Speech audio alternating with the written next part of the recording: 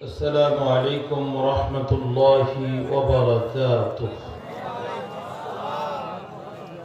আপনারা যারা ভিতরে বিক্ষিপ্তভাবে বসে আছেন একটু সামনে চাপ দেন, ফাঁকা জায়গা পূরণ করেন।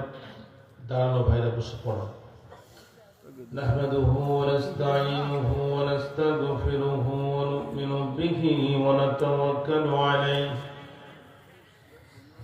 ونعوذ بالله من شرور أنفسنا ومن سيئات أعمالنا من يهد الله فلا مضل له ومن يضلل فلا هادي له ونشهد أن لا إله إلا الله وحده لا شريك له ونشهد أن سيدنا ومولانا محمدا عبده ورسوله الذي أرسله بالحق بشيرا ونذيرا وداعيا إلى الله بإذنه وسراجا منيرا فقد قال الله تعالى في كلامه المجيد والفرقان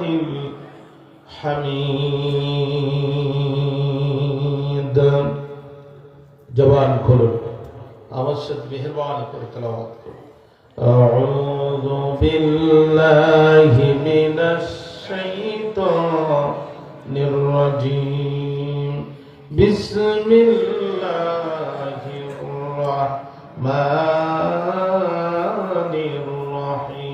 الرحيم أم حسبت أن أصحاب الكهف والرقيم كانوا من آياتنا عجبا إذ أوى الفتية إلى الكهف فقالوا ربنا آتنا من لدنك رحمة وهيئ لنا من أمرنا رشدا فضربنا على آذانهم في الكهف سنين عددا ثم بعثناهم لنعلم أي الحزبين أحصى لما لبثوا أمدا نحن نقص عليك نبأهم بالحق إنهم فتية آمنوا بربهم وزدناهم هدى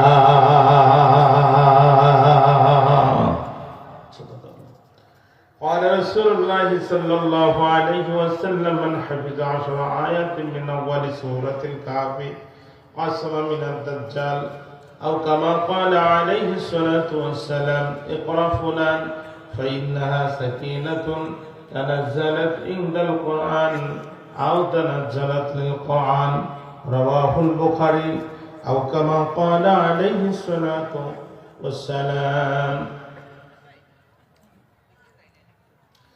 إن الله وملائكته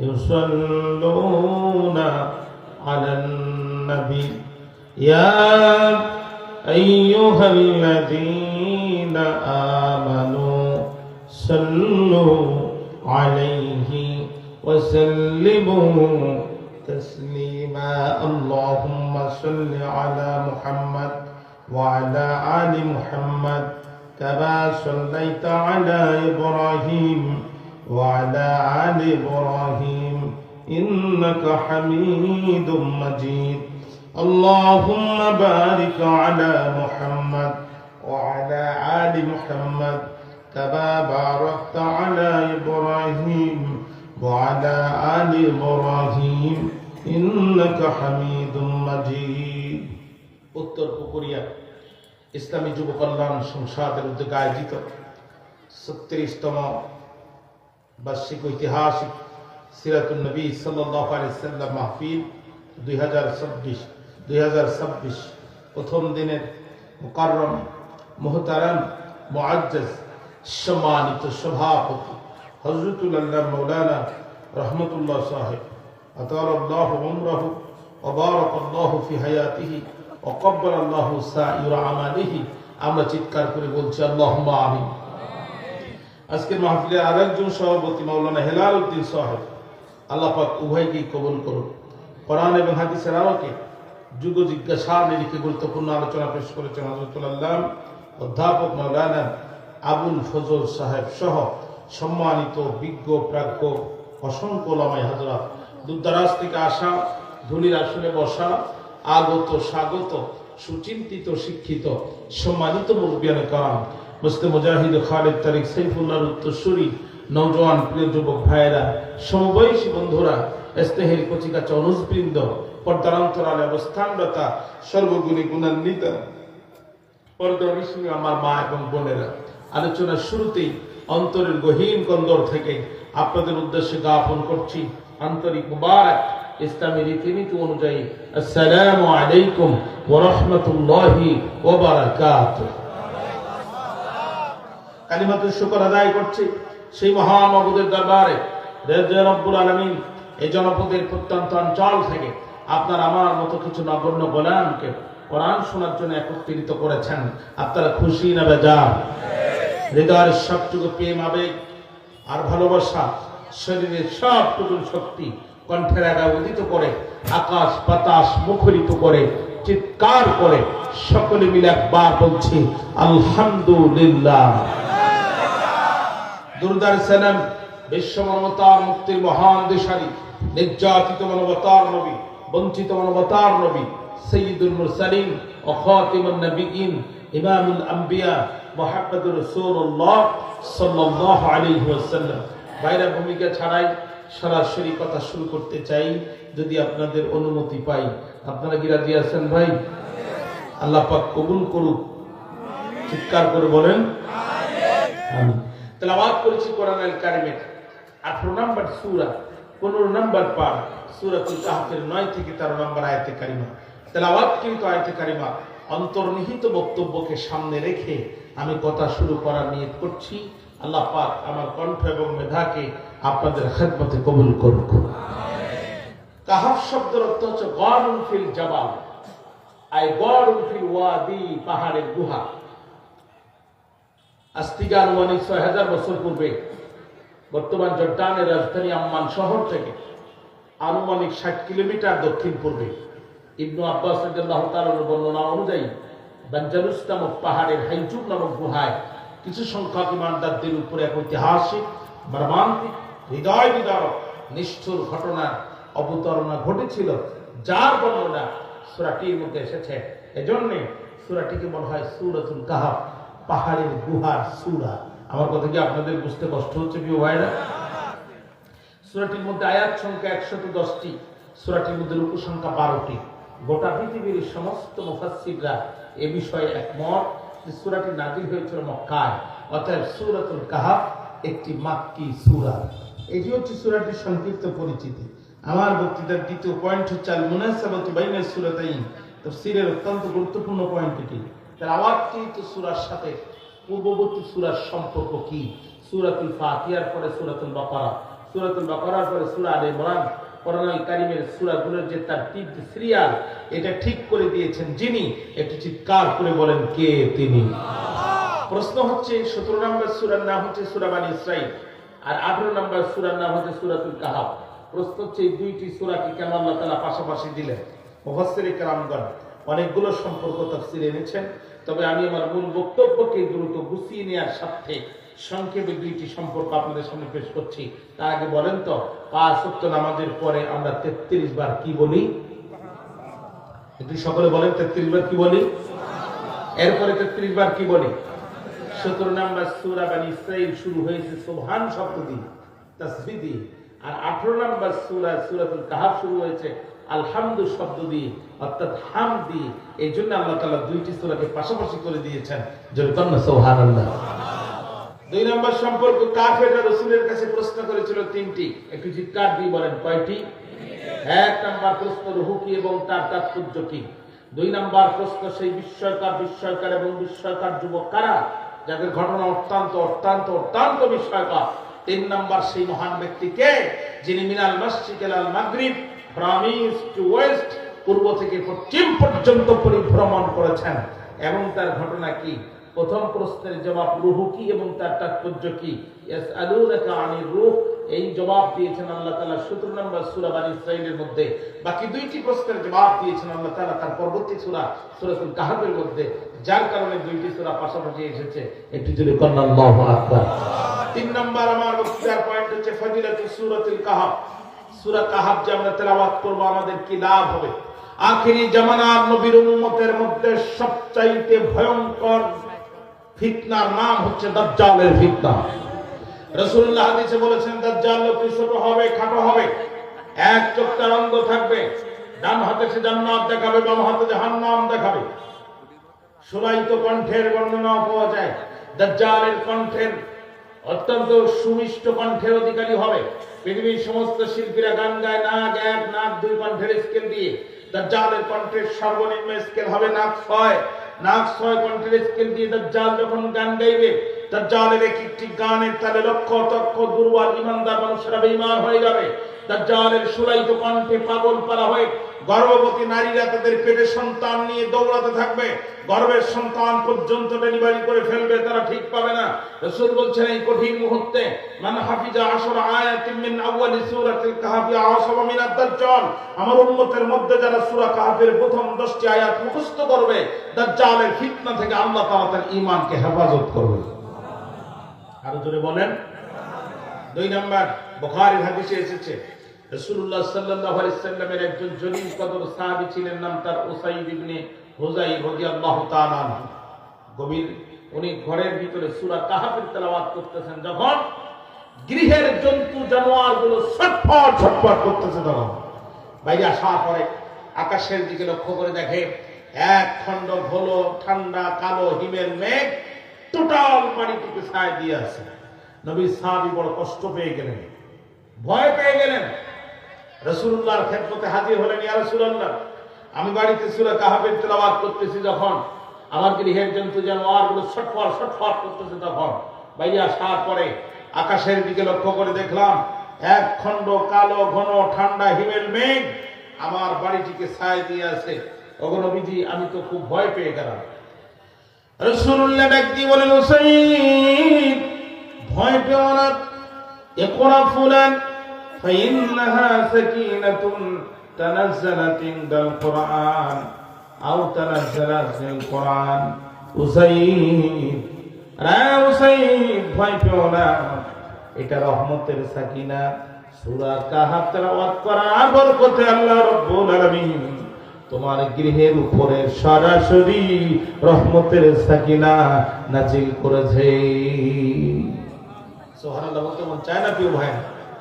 রাসূল সাল্লাল্লাহু আলাইহি ওয়াসাল্লাম বলেছেন যে এই ব্যক্তি জুমার দিন সূরা কাহফ তেলাওয়াত করবে, এক জুমা থেকে আরেক জুমা পর্যন্ত আল্লাহ তার জীবনের গুনাহগুলো মাফ করে দেবে।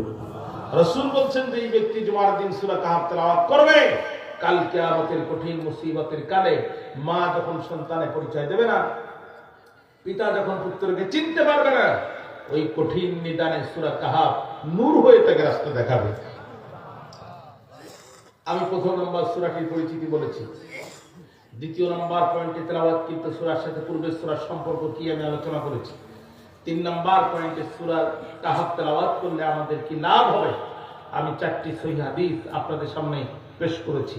এখন আসবাবে নুজুল বা সাবাবে নুজুল, নাজিলের কারণ, অবতরণের প্রেক্ষাপট, এইটা আলোচনা করেই তরজমা সহ আংশিক তাফসীরে প্রবেশ করতে চাই, যদি আপনাদের অনুমতি পাই। আপনারা কি রাজি আছেন ভাই? আল্লাহ পাক কবুল করুক, জোরে বলুন আমিন। দেশের নাম মক্কার কাফেররা কোরআনের দাওয়াতকে বন্ধ করে দেওয়ার জন্য 2 জন বুদ্ধিজীবীকে পাঠালো মদিনার ইহুদিদের কাছে বুদ্ধি নিতে কোরআন কেমনে বন্ধ করা যায়। কয়জন বুদ্ধিজীবী? 2 জন। তাহলে সে যদি কোরআন বন্ধ করতো, যারা কাফের ছিল তারা আজও কোরআন বন্ধ করে, যারা উপরে মুসলমানের লেভেল লাগায় ভিতরে কুফরি লালন করে তারা।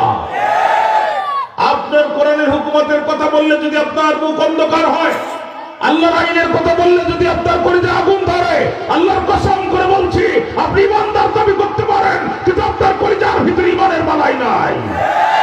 আল্লাহ বলছেন সূরাতুল মাইদার মধ্যে, মান লাম ইয়াহকুম বিমা আনজালাল্লাহু ফাউলাইকা হুমুল কাফিরুন। ওয়া ক্বালা আইদান ওয়া মান লাম ইয়াহকুম বিমা আনজালাল্লাহু ফাউলাইকা হুমুল ফাসিকুন। ওয়া ক্বালা আইদান ওয়া মান লাম ইয়াহকুম বিমা আনজালাল্লাহু ফাউলাইকা হুমুল যালিমুন। কোরআন দিয়ে যারা বিচার ফয়সালা করে না, যারা বিচার ফয়সালা করে না বিমা তাহাদারা আনজালাল্লাহ, যা আল্লাহ পাক নাযিল করেছেন, অর্থাৎ কোরআন দিয়ে যারা জজ করতে চায় না, কোরআন দিয়ে যারা সুপ্রিম কোর্ট চালায় না, কোরআন দিয়ে যারা জুডিশিয়ারি চালায় না, কোরআন দিয়ে যারা ম্যাজিস্ট্রেসি চালায় না, কোরআনের বিচার সমাজে প্রতিষ্ঠিত হোক এটা যারা চায় না, আপনি যদি 100 বার হজ করেন, 1 লক্ষ মসজিদের প্রতিষ্ঠিত হন, পৃথিবীর মানুষের কাছে আপনি ইমানদার দাবি করতে পারেন, কিন্তু আল্লাহর কাছে আপনার পরিচয় 3টা। 1 নম্বর কাফের, 2 নম্বর ফাসিক, 3 নম্বর জালেম। কোরআনের বিচার ফয়সালা যারা চায় না, কাফের ফাসিক আর জালেমের বাইরে তাদের আর কোনো পরিচয় হতে পারে না।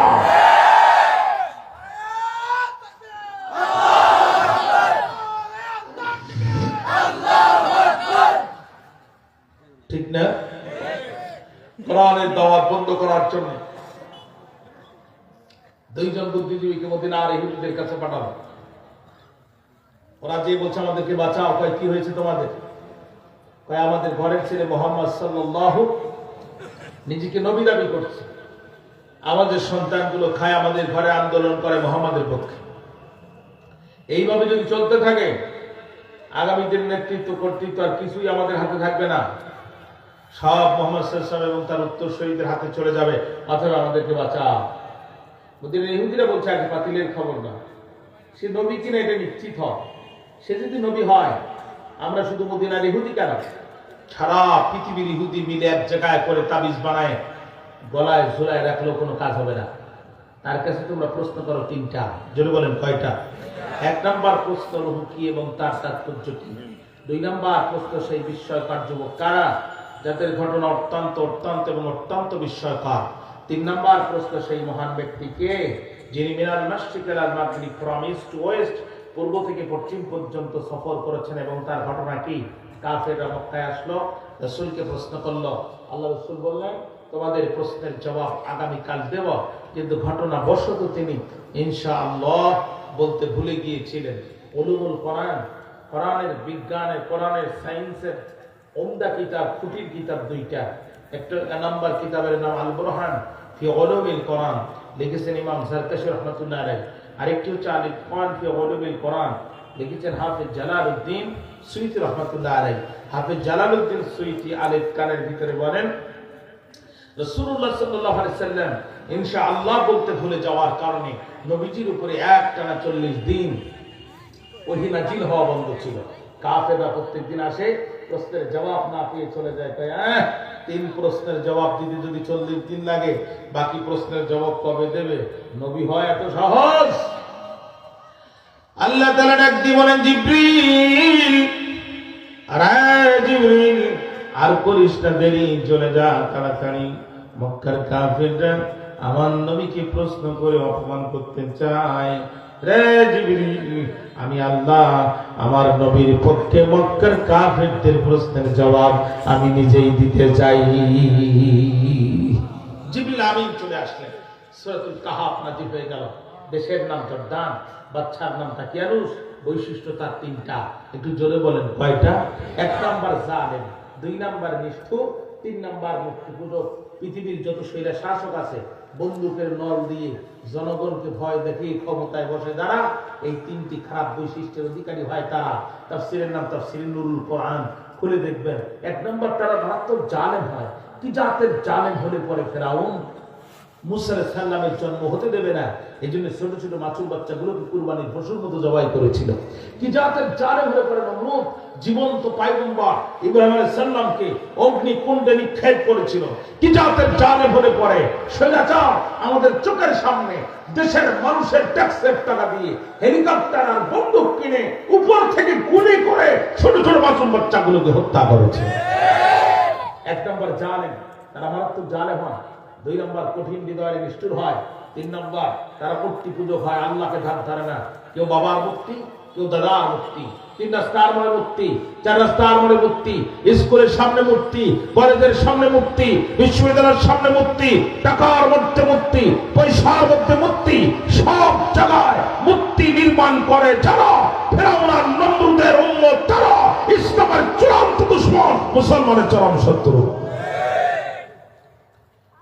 দেখেন সারা দেশে রেড অ্যালার্ট জারি করলো, ডিক্রি জারি করলো, মার্শাল ল দিয়ে দিল, সারা দেশে মার্শাল ল দিয়ে দিল।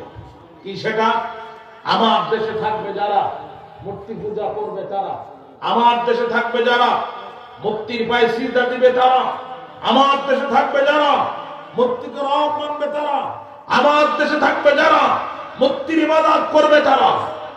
আর করবে না যারা, দুই ভাগে ভাগ হবে তারা। এক ভাগ যাবে ক্রস ফায়ারে, আর এক ভাগ যাবে আয়না ঘরে। এই ঘোষণা দিলে যখন সারা দেশের মানুষ মূর্তিকে রব হিসাবে মানল তখন, কিন্তু প্রকাশ্য বিদ্রোহ করে মূর্তিকে রব হিসাবে মানল না যারা, 7 জন যুবকের একটা গ্রুপ, তারা প্রকাশ্য বিদ্রোহ করে বলছে যেই মূর্তি কুত্তার মুখে, যেই মূর্তির মুখে কুত্তায় প্রস্রাব করে, এই মূর্তি কোনোদিন আমাদের রব হতে পারে না। দেখবেন রাস্তায় যদি মূর্তি থাকে আর কুত্তা যদি ভুল করে সামনে আগায় যায়, কুত্তা আবার নিজে দায়িত্বে ফিরে আসে, স্ট্যান্ডার্ড মেশিনের মতো পা উঁচু করে দেয় আর মূর্তির মুখে ঘুরায়া ফিরায়া ইচ্ছা মতো স্প্রে করে। ঠিক না? যুবকরা বলছে যে এই মূর্তি মুখে কুত্তায় মুখ প্রস্রাব করে, যে কুত্তার প্রস্রাব নিজের মুখ থেকে ঠেকাতে পারে না, এ কোনোদিন আমাদের রব হতে পারে না। 3টা প্রশ্ন কাফের রাসূলের কাছে করেছিল, তার 2 নম্বর প্রশ্ন সেই বিস্ময়কর যুবক কারা, এটি হচ্ছে আজকে আমাদের আলোচনার বিষয়। তার আগে আমি আপনাদের কাছে জানতে চাই, আমার কথা কি এ পর্যন্ত বুঝতে আপনাদের কোনো কষ্ট হয়েছে প্রিয় ভাইরা? তাহলে এখন এখান থেকে আমরা ধারাবাহিক দিকের সামনে অগ্রসর হব। আল্লাহ পাক যতটুকু মঞ্জুর করেন, যেরকম আল্লাহুম্মা আমিন। রব্বুল আলামিন বলেন, নাহনু নাকুসু আলাইকা নাবাহুম বিল হাক্কি ইন্নাহুম ফিতয়াতুন আমানু বিরাব্বিহিম ওয়া জিদনাহুম হুদা। জোরে কোন আল্লাহু আকবার, আরো জোরে কোন আল্লাহু আকবার, আরো একবার কোন আল্লাহু আকবার। হে নবী, নাহনু নাকুসু আলাইকা নাবাহুম বিল হক, ওই যুবকদের ঘটনা এখন আমি আল্লাহ তাআলা আপনাকে সঠিকভাবে বর্ণনা করে শোনাচ্ছি। ইন্নাহুম ফিতয়াতুন, নিশ্চয়ই তারা ছিল যুবকগণ। কি করেছিল তারা? আমানু বিরাব্বিহিম, তারা তাদের রবের প্রতি ঈমান এনেছিল। আর আমি আল্লাহ কি করেছিলাম? ওয়াজিদনাহুম হুদা, আমি তাদের জন্য হেদায়েতের রাস্তাকে বৃদ্ধি করে দিয়েছিলাম। জোরে কন্না সুবহানাল্লাহ। ফিতয়াত শব্দটা আমার দিকে তাকান, ফিতয়াত শব্দটা ফাতার শব্দের বহুবচন। ফাতার শব্দের অর্থ হচ্ছে যুবক, আর ফিতয়াত শব্দের অর্থ হচ্ছে যুবকগণ। যেমন তাফসীর, তাফসীরে এসেছে 3টি বিষয়ে উপযুক্ত কালকে যৌবন কাল বলে। 1 নম্বর চরিত্র গঠন। বুড়া বয়সে চরিত্র গঠন হয় না, চরিত্র গঠনের উপযুক্ত সময় কাল হচ্ছে যৌবন কাল। আল্লাহ রাসূলের হাতে যারা ঈমান এনেছিল অধিকাংশই যুবক ছিল, কারণ বুড়া বয়সে যে খাসলাত পরিবর্তন হয় না। ঠিক না? 2 নম্বর সিদ্ধান্ত গ্রহণ, 3 নম্বর কার্য সম্পাদন। যে চাচা যৌবন বয়সে হেঁটে হেঁটে মসজিদে যে নামাজ আদায় করে নাই, ও চাচা বুড়া বয়সে মসজিদে যায় ঠিকই, কিন্তু জামাতের রাকাত ঠিক মতো পায় না। তো চাচা আজকে খুব ভরে উঠছে, যেভাবে ফজরের নামাজ 2 রাকাত ধরবো, মানুষ আমাকে নিয়ে তামাশা করে। তো চাচি আমার ছায়া মানে পেডিকোট আর কি, আর চাচার পাঞ্জাবি এক জায়গায় ছিল। চাচা ভুল করে নিজেরটা না নিয়ে চোখে কম দেখে তো চাচি আমারটি নিয়ে মসজিদে আসছে। মুয়াজ্জিন ইকামত দিয়েছে, ইমাম সাহেব নামাজে দাঁড়ায় গেছে, চাচা টিউবওয়েল চাপ দিয়ে উজু করে চাচি আমার পেডিকোট মাথার ভিতরে ঢুকাইয়া হাত একবার ডান পাশে দেয়, আর একবার বাম পাশে দেয়, মগার হাত ফিরি পায় না। 20 মিনিট পার হয়ে গেল, নামাজ শেষ, তাসবিহ তাহলিল শেষ করে যুবক একটা বাইর হয়ে দেখে চাচা মাথার ভিতরে বস্তা, আর চাচা কেন জানি কষাকষি করে। যুবক ডাক দিয়ে বলে, চাচা কারণ কি? বাবা তোমারও আগে আসছি মসজিদে, কিন্তু কপাল করছে আমার, আজ কেন জানি পাঞ্জাবির হাত খুঁজে পাচ্ছি না। যুবক বলছে, চাচা এটা তো চাচিয়ার বার্তা, এই জন্য হাত খুঁজে পাওয়া যাচ্ছে না। বউর বয়সে ইবাদত করবেন না, বুড়োর বয়সে কিন্তু ইবাদতের হাত খুঁজে পাবেন না। এই জন্য কাজী নজরুল বলেছেন, এখন যৌবন যার, যুদ্ধে যাওয়ার সময় তার।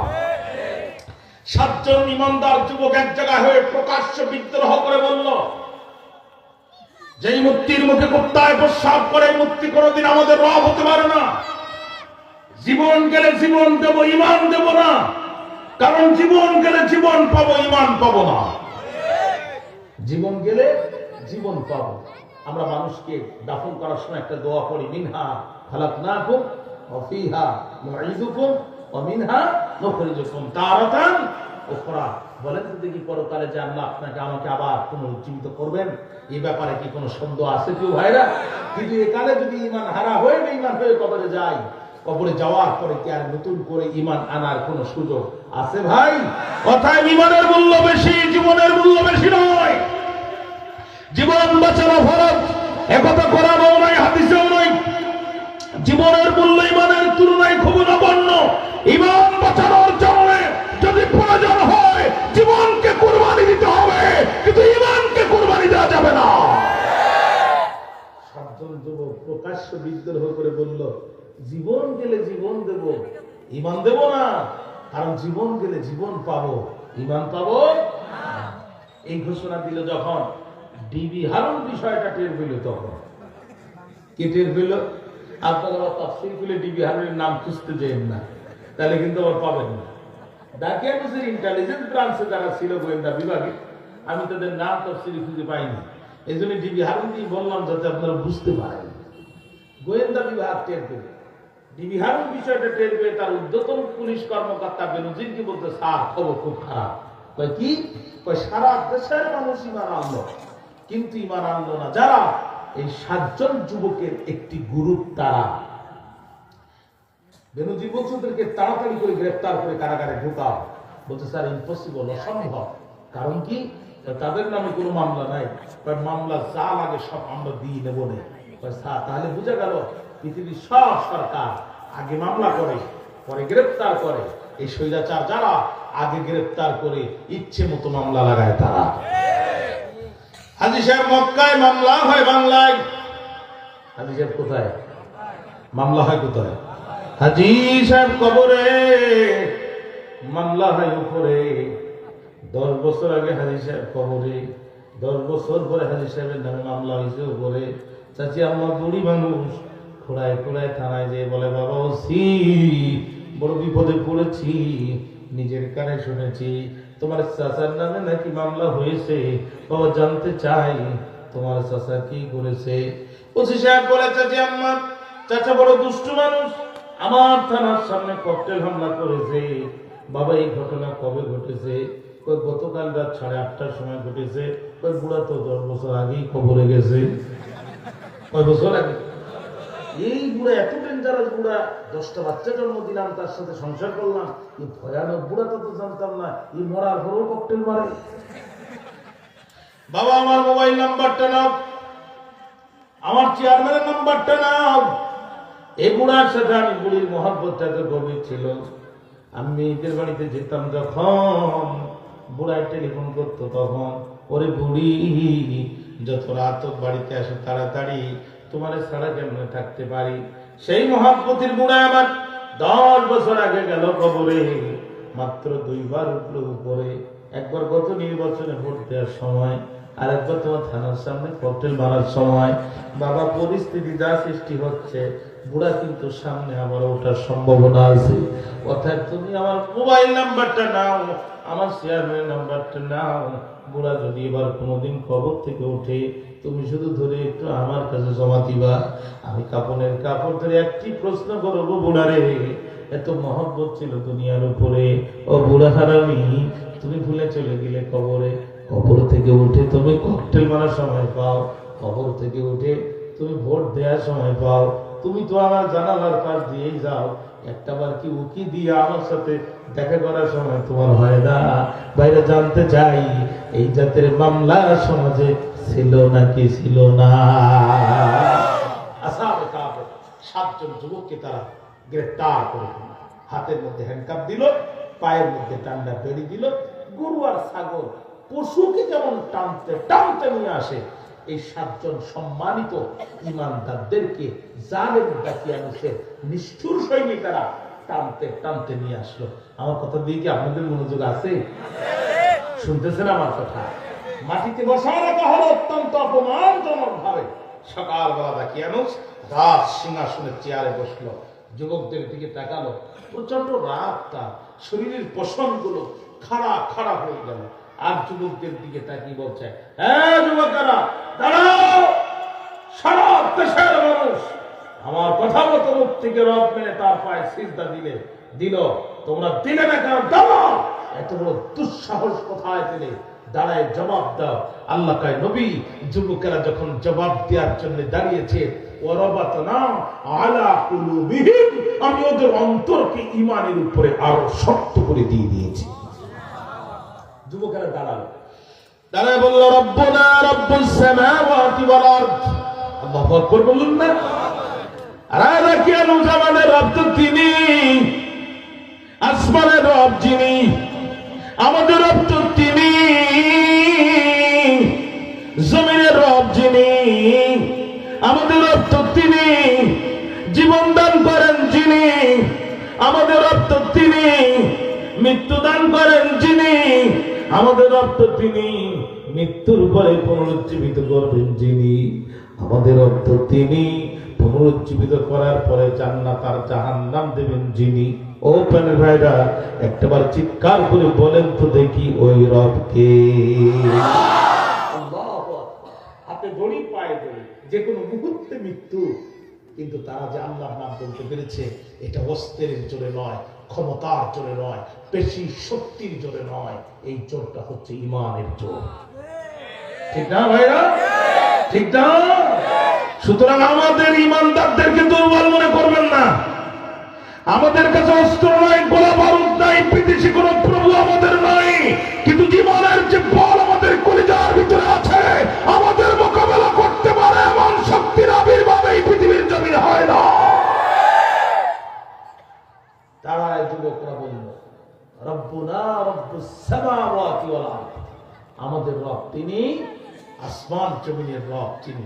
লান নাদউয়া মিন দুনিহি ইলাহা, ওই রবকে ছাড়া অন্য কোন ভেজাল সত্তাকে রব বানায়া বর্তমানও ডাকি না, ভবিষ্যতও ডাকবো না। লান নাদউয়া শব্দটা ফেলে মুদারে মানসুব দিলাম, লান আগে আসার কারণে এখানে মানসুব হয়েছে।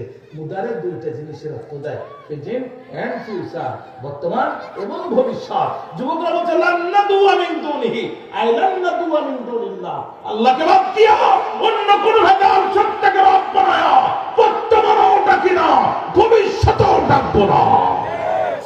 শুধু তাই না, যুবকেরা আরো এক ধাপ এগিয়ে কি বললো দেখেন, হাউলাই কওমুন আত্তাখাযু মিন দুনিহি আলিহাতান লাউলা ইয়াতুনা আলাইহিম বিসুলতানিন বাইয়িন ফামান আযলামু মিম্মান ইফতারা আলাল্লাহি কাযিবা। হে দাকিয়ানুস, হাউলাই কওমুন, আমাদের এই সম্প্রদায়ের কি হলো? ইত্তাখাযু, যারা গ্রহণ করেছে, মিন দুনিহি আই মিন দুনিল্লাহ, আল্লাহকে বাদ দিয়া, আলিহাতান, বিভিন্ন ভেজাল সত্তাকে রব হিসেবে তারা গ্রহণ করেছে।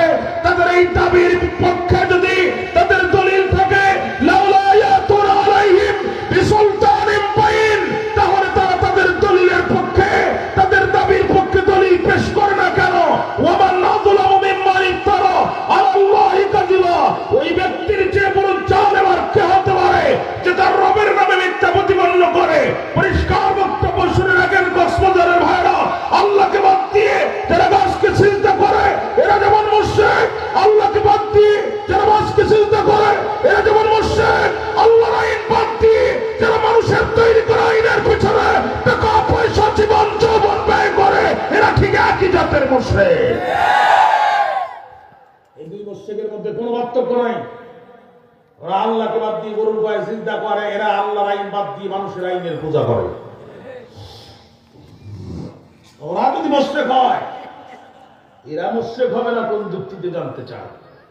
যুবকেরা যখন দাঁড়িয়ে বক্তব্য দিয়ে দিল, দেখিয়ে আশ্চর্য বলছে, যুবকেরা তোদের কথায় তো রাজাকার রাজাকার ঘেরাম পাওয়া যায়, এত বড় দুঃসাহস তোদের চেহারা বড়, বয়স কম, এই জন্য আমি তোদেরকে অবকাশ দিলাম 3 দিন। জোরে বলেন কয়দিন? এই 3 দিনের ভিতরে you have to change all of your decision within 3 days। 3 দিনের ভিতরে তোদের সিদ্ধান্ত পরিবর্তন করতে হবে। প্রথম দিন কেটে গেল, দ্বিতীয় দিন কেটে গেল, আগামীকাল সারেন্ডার করতে হবে, আত্মসমর্পণ করতে হবে। যুবকেরা তাদের ইমামের নেতৃত্বে একত্রিত হয়ে গেল। ইমাম বুঝেন তো, মসজিদে যিনি নামাজ পড়ে উনিও ইমাম, সমাজের আমাদের যারা নেতা তারাও ইমাম। ওটা হচ্ছে ইমামুল মসজিদ, আর এটা হচ্ছে ইমামুল মুজতামি। কথা কি বুঝতে পেরেছেন? এখন ইমাম যদি ভালো না হয়, নামাজ কি ঠিক মতো হয়? সৌদি আরব থেকে এক লোক আসছে, আমাদের এই দেশের মানুষ মদিনা শরীফে কাজ করতে মনে করেন 20 বছর। চিন্তা করলো রসুলের দেশ থেকে বাড়ি যাবো, একটা জুব্বা কি আর নিয়ে যাবো না, তা কি আর হয়? 20 রিয়াল দিয়ে এক জুব্বা কিনছে। সাধারণ কর্মচারী মানুষ 20 রিয়াল দিয়ে এক জুব্বা কিনে দেশে আসছে। বিমানে আসছে তো 2 দিন বিশ্রাম করে তৃতীয় দিনের দিন মাগরিবের নামাজ পড়তে গেছে। পড়ছে বিশাল জুব্বা, মাথায় দিচ্ছে টুপি, তার উপরে রুমাল, তার উপরে পড়ছে তাজ, বেচারার মুখস্থ সূরা নাস, আর পড়তে গেছে মাগরিবের নামাজ। আল্লাহর কি শান! ওই দিন ইমামও গেছে ছুটিতে, মুয়াজ্জিনও গেছে বেড়াইতে। এখন ইমামতির দায়িত্ব কার? পাঞ্জাবি জুল্লম বাজার, ইমামতির দায়িত্বও তো তার। এখন ওরে বলছে, হুজুর সামনে যাও। এতটা ভাব, লম্বা জুব্বা দেখলেই সামনে যাও। পিছন দিকে একজন বলছে, বাপ তোমার জুব্বার যে ভাব, তোমার এই পিছনে ফেলে আমরা সামনে গেলে হবে মহা পাপ, সুতরাং তুমি দেও আর এক ধাপ। এখন ইমামও যায় না, মুসল্লিও ছাড়ে না, রাকাতে সালাতে পাঞ্জাবি পরা ঠেলাতে আল্লাহু আকবার। প্রথম রাকাতে দাঁড়িয়ে সূরা ফাতিহার পরে সূরা নাসের দিকে টান, মুসল্লিকে জুড়াই গেল জান, যে মধুর টান। এই না হলে ইমাম, সৌদির ইমাম। ইমাম সাহেব বলে বলে কয়, তোমরা খুশি হচ্ছ ভাই? আমার তো পরের রাকাতে সোজা হয়ে দাঁড়ানোর পুঁজি নাই। ও কি মারা গেলেও সূরা নাসের পরে আর কিছু খুঁজে পাবে? আর তো সেই জাতের আলেম না যে তাৎক্ষণিক মাসালা একটা ইস্তেমবাদ করে দিয়ে নামাজ পড়ায় দিবে, এই জাতের জ্ঞান গরিমাও তো নাই। তাহলে বোঝা গেল কোরআন যাদের কাছে নাই, ওরা হচ্ছে এ জাতির 1 রাকাতের ইমাম। কথা কয় না? কয় রাকাতের ইমাম? শান্তির কথা বলতে পারবে, কিন্তু শান্তি কোরআন ছাড়া পৃথিবীতে কারোর দেওয়ার ক্ষমতা নাই। 2 সিজদার মাঝখানে এক তাসবিহ পরিমাণ বসতে হয়। ইমাম সাহেব অ্যাঙ্গেলে তাকিয়ে দেখে রেলিং এর যে ফাঁকটা, কোন রকম বাইর হবে মাথাটা, যদিও ছুলে যাবে পিঠটা, কিন্তু এই ছাড়া আর কোন গতি নেই। দ্বিতীয় সিজদায় মুসল্লিদেরকে সিজদায় ফেলে ইমাম সাহেব রেলিং ভেঙে পালায় চলে গেল। 20 মিনিট হয়ে গেছে, ইমাম সাহেব ওঠে না। মুসল্লি পড়ে আছে সিজদায় মসজিদে, আর ইমাম সাহেব বাজার করে গরুর হাটে।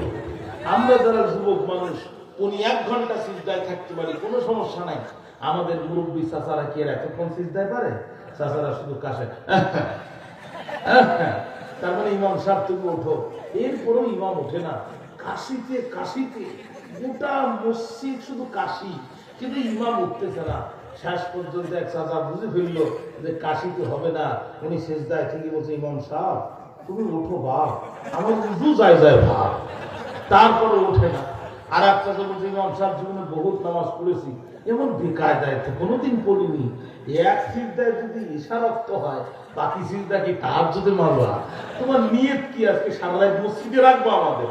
তারপরে ওঠে না।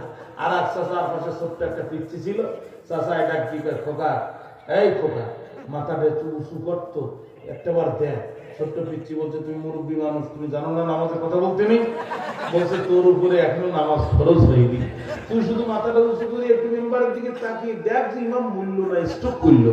ও তো জীবিত থাকলে এতক্ষণ সিজদায় থাকার কথা না। ছোট্ট পিচ্ছি মাথা উঁচু করে দেখে মেম্বার ফাঁকা, রেলিং ভাঙা, হাত ধরে ডাক্তার বলছে, ওঠেন কাকা, ওঠেন কাকা। সে মেম্বার ফাঁকা, মেম্বার ফাঁকা। কিয়ামত পর্যন্ত সিজদায় থাকলেও তোলার লোক নেই সামনে। সর্বনাশ! সবাইকে মাথায় হাত দিয়ে করে সর্বনাশ, এত সুন্দর পাঞ্জাবি, এত সুন্দর তসবি, এত সুন্দর দেখতে, এত সুন্দর পট্টি, এত সুন্দর তাসবি, বক্তব্যের আগে বিসমিল্লাহ, বক্তব্যের শেষে ইনশাআল্লাহ, মাঝে মাঝে আলহামদুলিল্লাহ দেখে ইমাম নিয়োগ করলাম, আর সেই ইমাম 20 কোটি মুসল্লিকে সিজদায় ফেলে পিছনের দরজা দিয়ে হেলিকপ্টারে দিয়ে দিল্লি দিয়ে বসে থাকলো। এই ভুল কাজ আর করা যাবে না। ইমাম মানে নেতা। ইমাম যদি নিয়োগ করতে হয় এখন থেকে কোরআন নামক দাঁড়িপাল্লায় তুলে দিব, রসুলের সুন্নাত নামক বাটখারা দিয়ে ওজন করব। যে ইমাম দেখবে ওর পিছনে যাব, যেটা টিকবে না ওকে তালাক দিব। তারা হলে মসজিদে যাব, নামাজ হবে না, সমাজের গমচিরি ধর্ষণ আর টেন্ডারবাজি বন্ধ হবে না।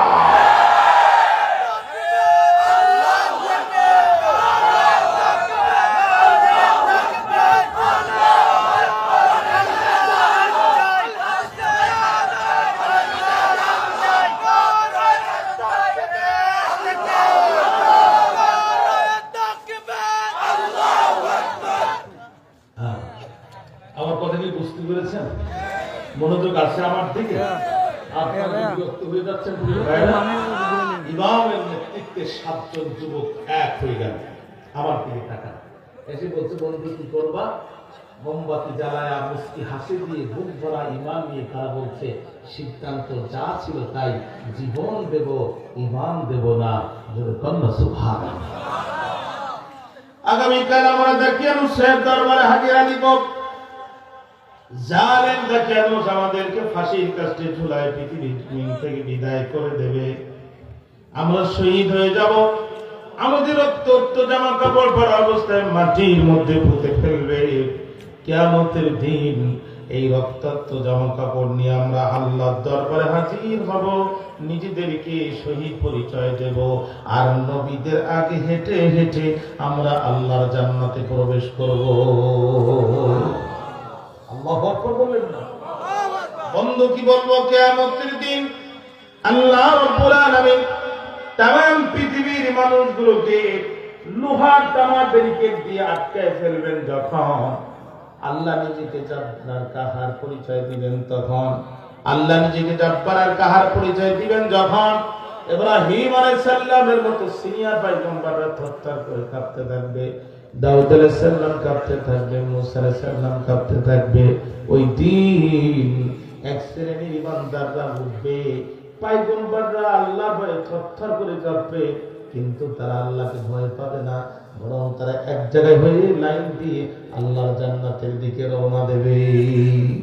আল্লাহ ডাক দিয়ে বলবে, দাঁড়াও দাঁড়াও, তোমরা কারা পরিচয়টা দিয়ে যাও। তখন তারা ডাক দিয়ে বলবে, আল্লাহ আমরা তো তারা তোমার দিন কায়েমের প্রয়োজনে ওহির বিধানের আহ্বানে রাজপথে জীবন কোরবানি করেছিলাম যারা, আল্লাহ আমরা তারা, আমরা শহীদ। এই যে দেখো আমাদের হাত নাই, আমাদের পা নেই, আমাদের মাথার মধ্যে AK-47 গুলি, আর বুকের মধ্যে চাইনিজ কোরালের দাগ। আল্লাহ আমরা শহীদ। আল্লাহ বলবেন, বুঝলাম তোমরা শহীদ, কিন্তু কোথায় যাও? তখন তারা বলবে, রব্বে কারীম আমরা জান্নাতের মধ্যে যাই। আল্লাহ বলবে, বান্দা জান্নাতে তো তোমরা যাবা, জান্নাত তো তোমরাই পাবা, কিন্তু আমার কাছে কি নতুন করে আর কিছু চাবা? তখন তারা মুস্কি হেসে দিয়ে বলবে, আরাব জান্নাতের পরে তুমি আমাদেরকে আর কি দিতে চাও? আল্লাহ বলবে, বান্দা যা চাবে তাই পাবে। শহীদরা তখন দাবি করবে, রব্বুল আলামিন সত্যি যদি জান্নাতের পরে তুমি আর কিছুই দিতে চাও, জীবনটা আরেকবার ফিরায় দাও, উঠিয়া রাজপথে আরেকবার যেতে চাই, তোমার রবের নামে আরেকটা তাকবীর দিতে চাই, বাতিলের গুলিটা বুকের মধ্যে নিয়ে শহীদ হয়ে রক্তাক্ত অবস্থায় আবার তোমার কাছে ফিরে আসতে চাই।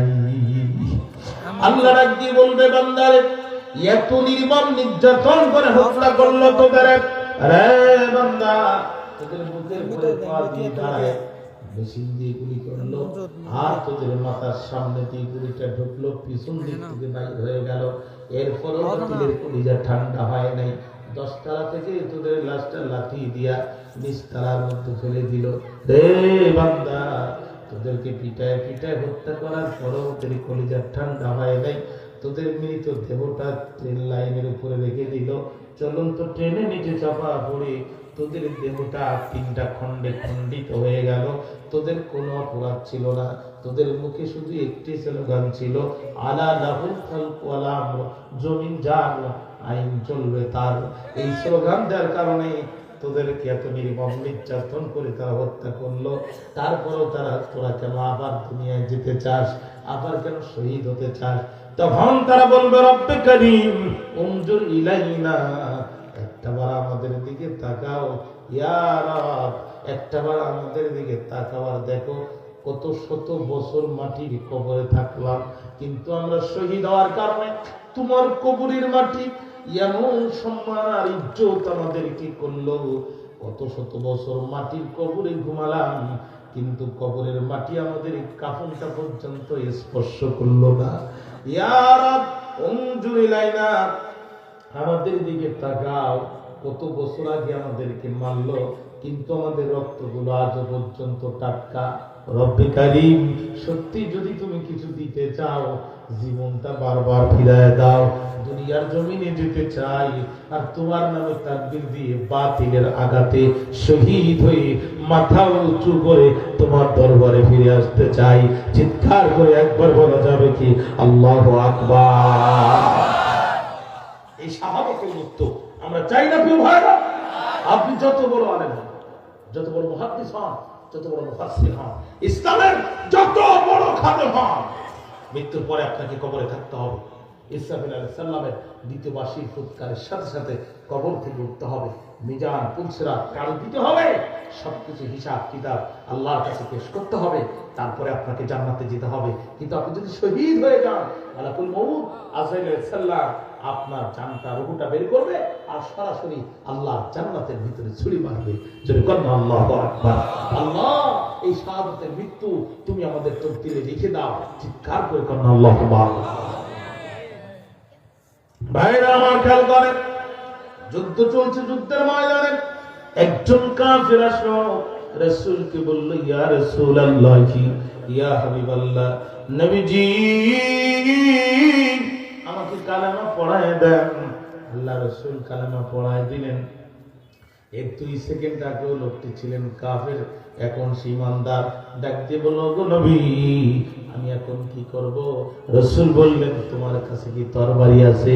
হুজুর আছে, কিন্তু তরবারি ভাঙ্গা, কাজ হয় না ঠিক মতো। আল্লাহ রাসূল বললেন, সাহাবী ওই ভাঙ্গা তরবারি নিয়ে ময়দানে নামো। নও মুসলিম সাহাবী ভাঙ্গা তরবারি নিয়ে যুদ্ধের ময়দানে নামলেন, কাফেরদের আঘাত করলেন। এক পর্যায়ে কাফেরদের আঘাতে নিজেও শহীদ হয়ে গেলেন।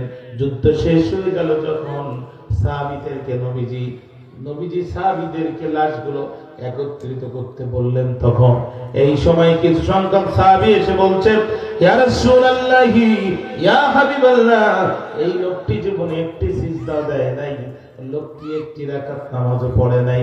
ওগো নবীজি লোকটি একটা দিন রোজাও রাখে নাই। যুদ্ধকালীন সময় লোকটি আসলো, ঈমান গ্রহণ করলো, যুদ্ধে অংশগ্রহণ করলো, আর লোকটি মারা গেল। ওগো নবীজি জানতে চাই এই লোকটির জানাজা পড়ো বলা কি লাভ, না পড়ো বা কি লাভ? আল্লাহ রাসূল ভালো জানেন, তবে আমাদের কেন জানি মনে হয় এই লোকটির জানাজা পড়ে লাভ নাই, লোকটি জাহান্নামী। বিশ্ব নবী বললেন, হ্যাঁ আমার সাহাবীরা সাবধান, তোমরা সাক্ষী দিচ্ছ লোকটি জাহান্নামী।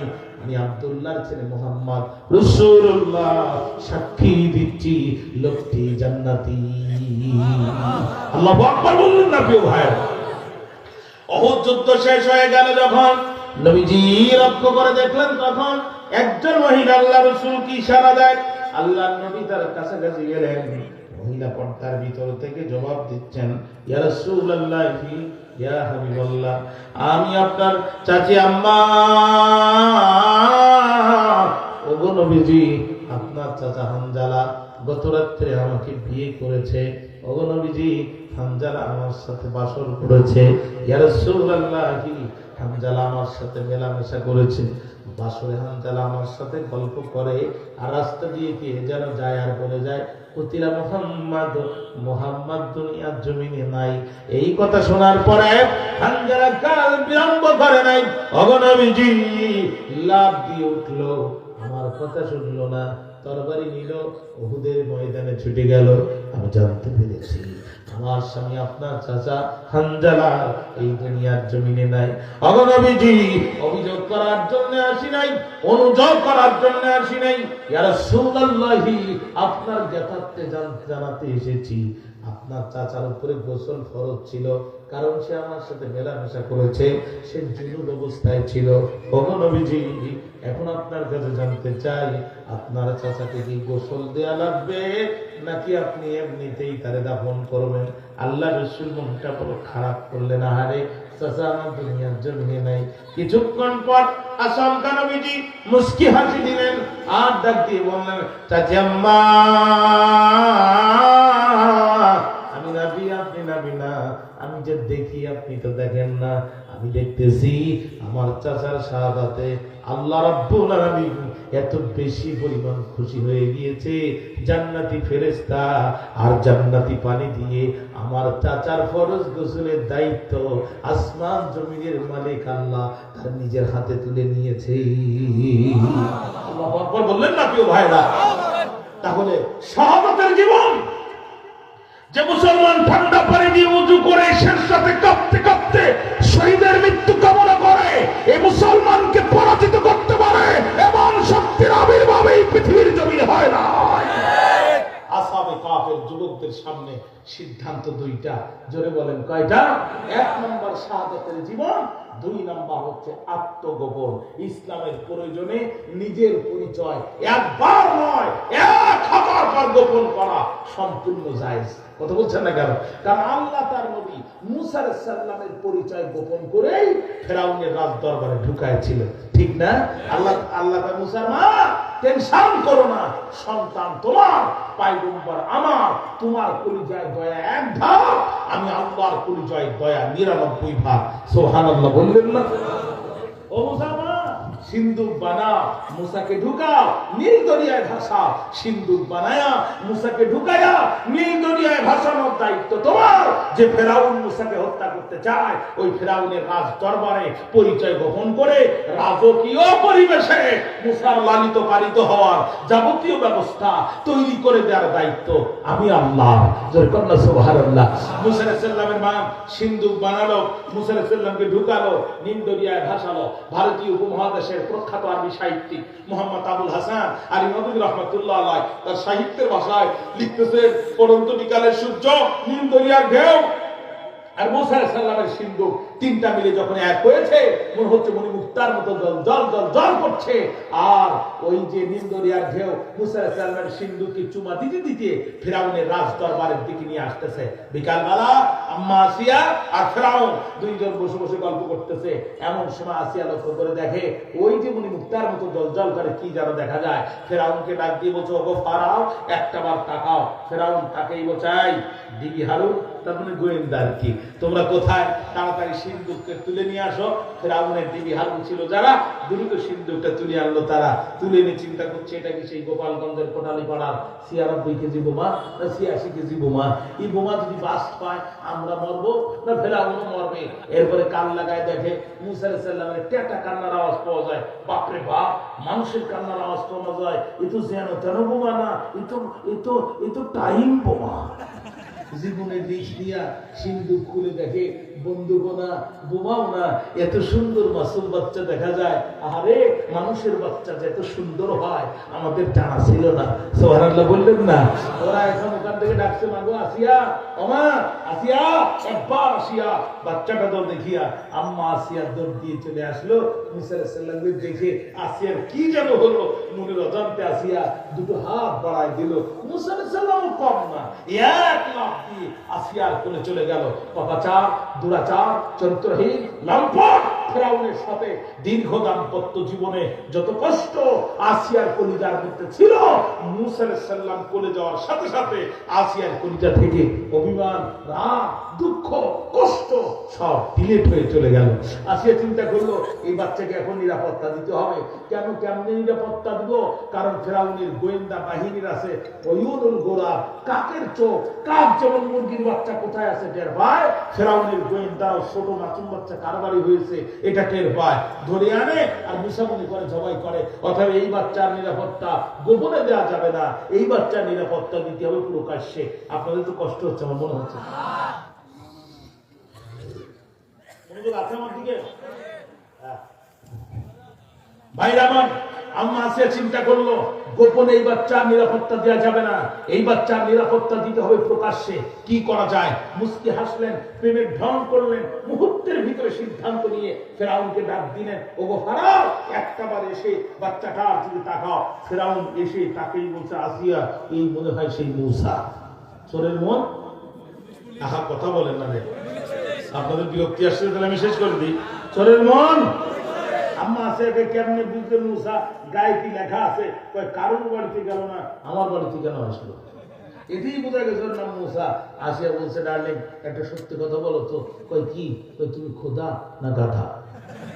খোদায় যদি হবা তো ছোট্ট বাচ্চা দেখে ভয় কেন পাবা? আর তুমি যে ছোট বাচ্চা দেখে ভয় পাও, মূসা মনে করেই লাফাই ওঠো। এটা কি শুধু আমি জানি না ফেরাউনও জানে? আমি জানি না গ্রামের লোকজনও জানে? খবরদার, এনাফি জানা, যথেষ্ট করেছ। চোখের সামনে ছোট ছোট মাসুম বাচ্চাগুলোকে কুরবানির পশুর মতো জবাই করেছ, কিছু বলিনি। এই বাচ্চাকে আমি আমার বাচ্চা বলে পালবো, কিছু করতে পারবো না। এই বাচ্চার বলে যদি হাত দাও তাহলে দুইটা কাজ হবে। এক নাম্বার ক্যান্টনমেন্টের মারামারি। বসে ক্যান্টনমেন্টের মারামারি মানে মাল যা দেখতেছো মাল সব তোমার না। তুমি যদি ছোট বাচ্চা জবাই করতে পারো, কোন দিন আমার জবাই করবো না নিশ্চয়তা কি? এই জন্য ক্যান্টনমেন্টের ভিতরে 20টা brigadier general, 5000 captain, 2000 second lieutenant, 20,000 সৈনিক আমি ওখানে ফিট করে রাখেছি। এই বাচ্চার গায়ে হাত দিবা, সর্বপ্রথম বিদ্রোহ তোমার ক্যান্টনমেন্ট থেকে শুরু হবে। এক নাম্বার তোমার ক্যান্টনমেন্টের মারামারি, দুই নাম্বার তোমার সংসারের গোষ্ঠী মারি। আর তোমার সংসার করবো না। বলিস কি? হ্যাঁ, বাবা হতে পারবো, লজ্জা লাগে না? আমি মা হতে পারিনি, আমার কষ্ট লাগে না? বাচ্চাটার দিকে একটা বার টাকা বলো তো দেখি। এর দেখলে কি বলা যাচ্ছে যে জবাই করার মতো বাচ্চা? যে মানুষ সে বাচ্চাকে জবাই করতে পারে? ফেরাউন তাকেই বলছে, আসিয়া আমার চোখ ঠান্ডা হয়ে গেছে।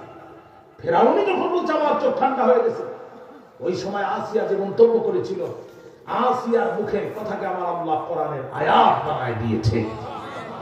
সূরাতুল কাসাস খোলেন, আল্লাহ তার ভাষায় বলছেন, আসিয়া বলছো ফেরাউন, কুররাতু আইনুন লি ওয়া লাকা, আমার চোখ ঠান্ডা, তোর চোখ ঠান্ডা। লা তাকতুলুহু, এই বাচ্চাকে তুই করতে পারবি না হত্যা। আল্লাহ কয় মুসার চেহারা ভালো করে দিয়ে এমন ইশারা দিয়ে দিয়েছি, আসিয়াও খুশি, ফেরাউনও খুশি। বুঝতে পারলো না, পরিচয় গোপন করে এই সুযোগে আমি ওখানে কাকে ঢুকিয়েছি। সুবহানাল্লাহ বললেন না? আল্লাহ যদি মুসা আলাইহিস সালামকে পরিচয় গোপন করে ফেরাউনের রাজ দরবারে ঢুকাতে পারে, তাহলে দেশকে বাঁচানোর জন্য, ইসলামকে রক্ষা করার জন্য, স্বাধীনতার সার্বভৌমত্ব টিকিয়ে রাখার জন্য আমার দেশের জীবন বাজি রেখে যুবকেরা বিশ্ববিদ্যালয়ে কেন গোপনে অবস্থান করতে পারবে না আমি জানতে চাই। আসিয়া বলতেছে, ফেরাউন যেহেতু তোমার চোখ ঠান্ডা, আমার চোখ ঠান্ডা, বাচ্চাকে হত্যা করতে পারবে না। ফেরাউন বলছে, আছে সমস্যা নেই, তাহলে তুই শুধু একটু খেয়াল রাখবি এ যেন বড় হয়ে মূসা না হয়। আসিয়া বলতেছে, ও দায়িত্ব আমার, ও টেনশন তোমার করা লাগবে না। বলছে, তাহলে একটু বাচ্চাটা আমার কাছে দাও। আসিয়া তো, তুমি বাচ্চা কেন চাও? আসিয়া মনে করছে নিয়ে একটা আশার দিয়ে দেবে, বাচ্চাটা আমার কাছে দাও। কেন চাও? আমি একটু আদর করবো। আসিয়া মনে মনে হয়, কাফেরের বাচ্চা কাফের, তোর করে যে আদর আছে, তোর করে যায় যদি আদর থাকতো এতগুলো বাচ্চা তুই হত্যা করতে পারতিস, কিন্তু সে না দিয়ে তো উপায় নাই। আসিয়া দিছে, ফেরাউন বলছে দাও, আসিয়া বলছে নাও, ফেরাউন বলছে দাও, আসিয়া বলছে নাও। ফেরাউন মুসা আলাইহিস সালামকে নিয়ে কয়, কোথায় তোমার বাড়ি? বলে, কোথায় তোমার ঘর? আরে কোন মা তোমার ভাষায় দিল নিন্দরিয়ার বর, এই বলে যখন ঠোঁটে ঠোঁট থেকে আদর করতে যাবে, ভাইরা একই নদীতে পরিষ্কার পানি অপরিষ্কার পানি দুইটা পাশাপাশি থাকে, মাঝখানে কোনো ব্যারিকেড দেয়া থাকে না, কিন্তু কেউ কারোর সাথে মিলে না। লোনা পানি আর মিঠা পানি একটা আরেকটার সাথে মিশে না। ওরে তেলও তরল, পানিও তরল। তেল আর পানি যেমন এক হয় না, বাতিল কোনোদিন হকের মুখে মুখ রাখতে পারে না। মুসা আলাইহিস সালাম পকেট থেকে হাতটা বের করে মনে মনে করে, বিশ্ব বাটপার, তুই না ইন্টারনেট বন্ধ করে লাইট অফ করে পৃথিবী থেকে রাষ্ট্রটা বিচ্ছিন্ন করে কোরাস ফায়ার কি হত্যা করেছিস, এখন তুই আমাদের বলতেছিস আদর করতে চাস। মেজাজ খারাপ করে বাম হাতটা বের করে দিতে এক চটটা লাগার কথা ছিল কান চোয়ালে, স্লিপ করার কারণে চটটা লাগলো নাকের উপরে। মুসা আলাইহিস সালামের এক চট বেঁকে গেল ফেরাউনের নাকের হাড়। ফেরাউনকে আসিয়া এতদিন খুঁজেছি যারে, ওরে সে এখন বাস করে আমার ঘরে। আম্মা আসিয়া কয়, তুমি কারে খুঁজছো আর কে বাস করে? কই এই সেই মুসা। কই কেমনে বুঝলা? কই সর সর, তুই খাইস নাই। কথা বোঝেন না? তোর খেয়েছে যে খেলা টের পেয়েছে সে, ধরে মোল্লা ধরে না, ধরলে মোল্লা ছাড়ে না, সবাই ধরে বারবার, মোল্লায় ধরে একবার। এই মোল্লা তার ধরেছে, ওর এক আসাদ দিয়ে দিল্লি নিয়ে ফেলেছে, ঠিক না? আসিয়া কয়, ইফ ইউ ডোন্ট, ফেরাউনকে Asiya, if you don't believe, if you don't believe, please look at my nose. বিশ্বাস যদি না করিস একটাবার আমার নাকের দিকে তাকা আর বলতো দেখি গতকালও কি আমার নাক এমন বাঁকা ছিল? আম্মা আসিয়া, তুমি তো মানুষই বাঁকা। বলছে না রে আসিয়া, এই বাচ্চাটা স্বাভাবিক, কিন্তু এর খাবার ওজন অস্বাভাবিক। এই বাচ্চার খাবার ওজনই বলে দিচ্ছে, যে কাঁটাদার হয় তার গোড়া দেখলে বোঝা যায়, যে বিড়াল শিকারী হয় তার গোপ দেখলে আন্দাজ করা যায়। এর নাম মুসা, আমার এখানে খাবে, এখানে রাজকীয় নিরাপত্তা বড় হবে, গোপনে দাওয়াতি কাজ করবে। হঠাৎ করে একদিন রাজপথ দখল করে বলবে, আলা লাহুল খালকু ওয়াল আমর, সৃষ্টি যার, আইন চলবে তার। আসিয়া কয়, কি করতে চাও? একে এই মুহূর্তে জবাই করতে হবে। আসিয়া কয়, তুমি যদি জবাই করো তাহলে দুইটা কাহিনী ঘটবে।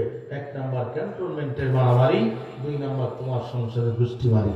ফেরাউনকে আসিয়া, তাহলে কি করবো? কয়, তোমার তথ্যমন্ত্রী হাসান মাহমুদের কাছে টেলিফোন করো। মানে ফেরাউনের যে তথ্যমন্ত্রী, এইটার আমি নাম জানি না, এটা আমাদের দেশে যেটা ছিল এইটা দিয়ে বললাম আর কি, যাতে আপনারা বুঝতে পারেন আর কি। কি করবো? প্রিন্ট এবং ইলেকট্রনিক মিডিয়ায় বলে দাও, এই বাচ্চা খাবে, তার জন্য দুধ মাতার ব্যবস্থা করতে হবে। তদানীন্তন প্রিন্ট এবং ইলেকট্রনিক মিডিয়ায় ঘোষণা হয়ে গেল, ধাত্রীরা লাইন দিল, কিন্তু মুসা আলাইহিস সালাম কারোর কোলে গেল না। লাইনের শেষে দাঁড়িয়েছিলেন যিনি, মুসা আলাইহিস সালামের বোন ছিলেন তিনি। বলছে, অফিসাররা, আমার কাছে একটি ধাত্রীর সন্ধান আছে, আমি নিশ্চিত এই বাচ্চা যাবে তার কাছে, অনুমতি যদি আমি পাই তাহলে আমি নিজে যে নিয়ে আসতে চাই। অফিসাররা বলল, তাহলে তো খুব ভালো হয়, এই বাচ্চা অনেকক্ষণ হলো কিছুই খায় নাই, আমি আপনাদের কাছে জানতে চাই, মুসা আলাইহিস সালাম কি, মুসা আলাইহিস সালামের বোন কি তার ভাইয়ের পরিচয় দিয়েছিল নাকি পরিচয় গোপন করেছিল?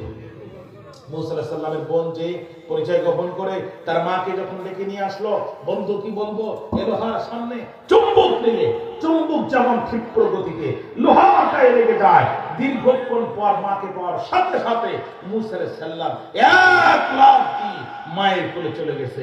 আল্লাহ ইলহাম জারি করে দিয়ে বলে, মুসার মা, ওয়াদাল্লাহি হক, আমি আল্লাহর ওয়াদা মিথ্যা নয়, আমি আল্লাহর ওয়াদা চিরন্তন শাশ্বত সত্য।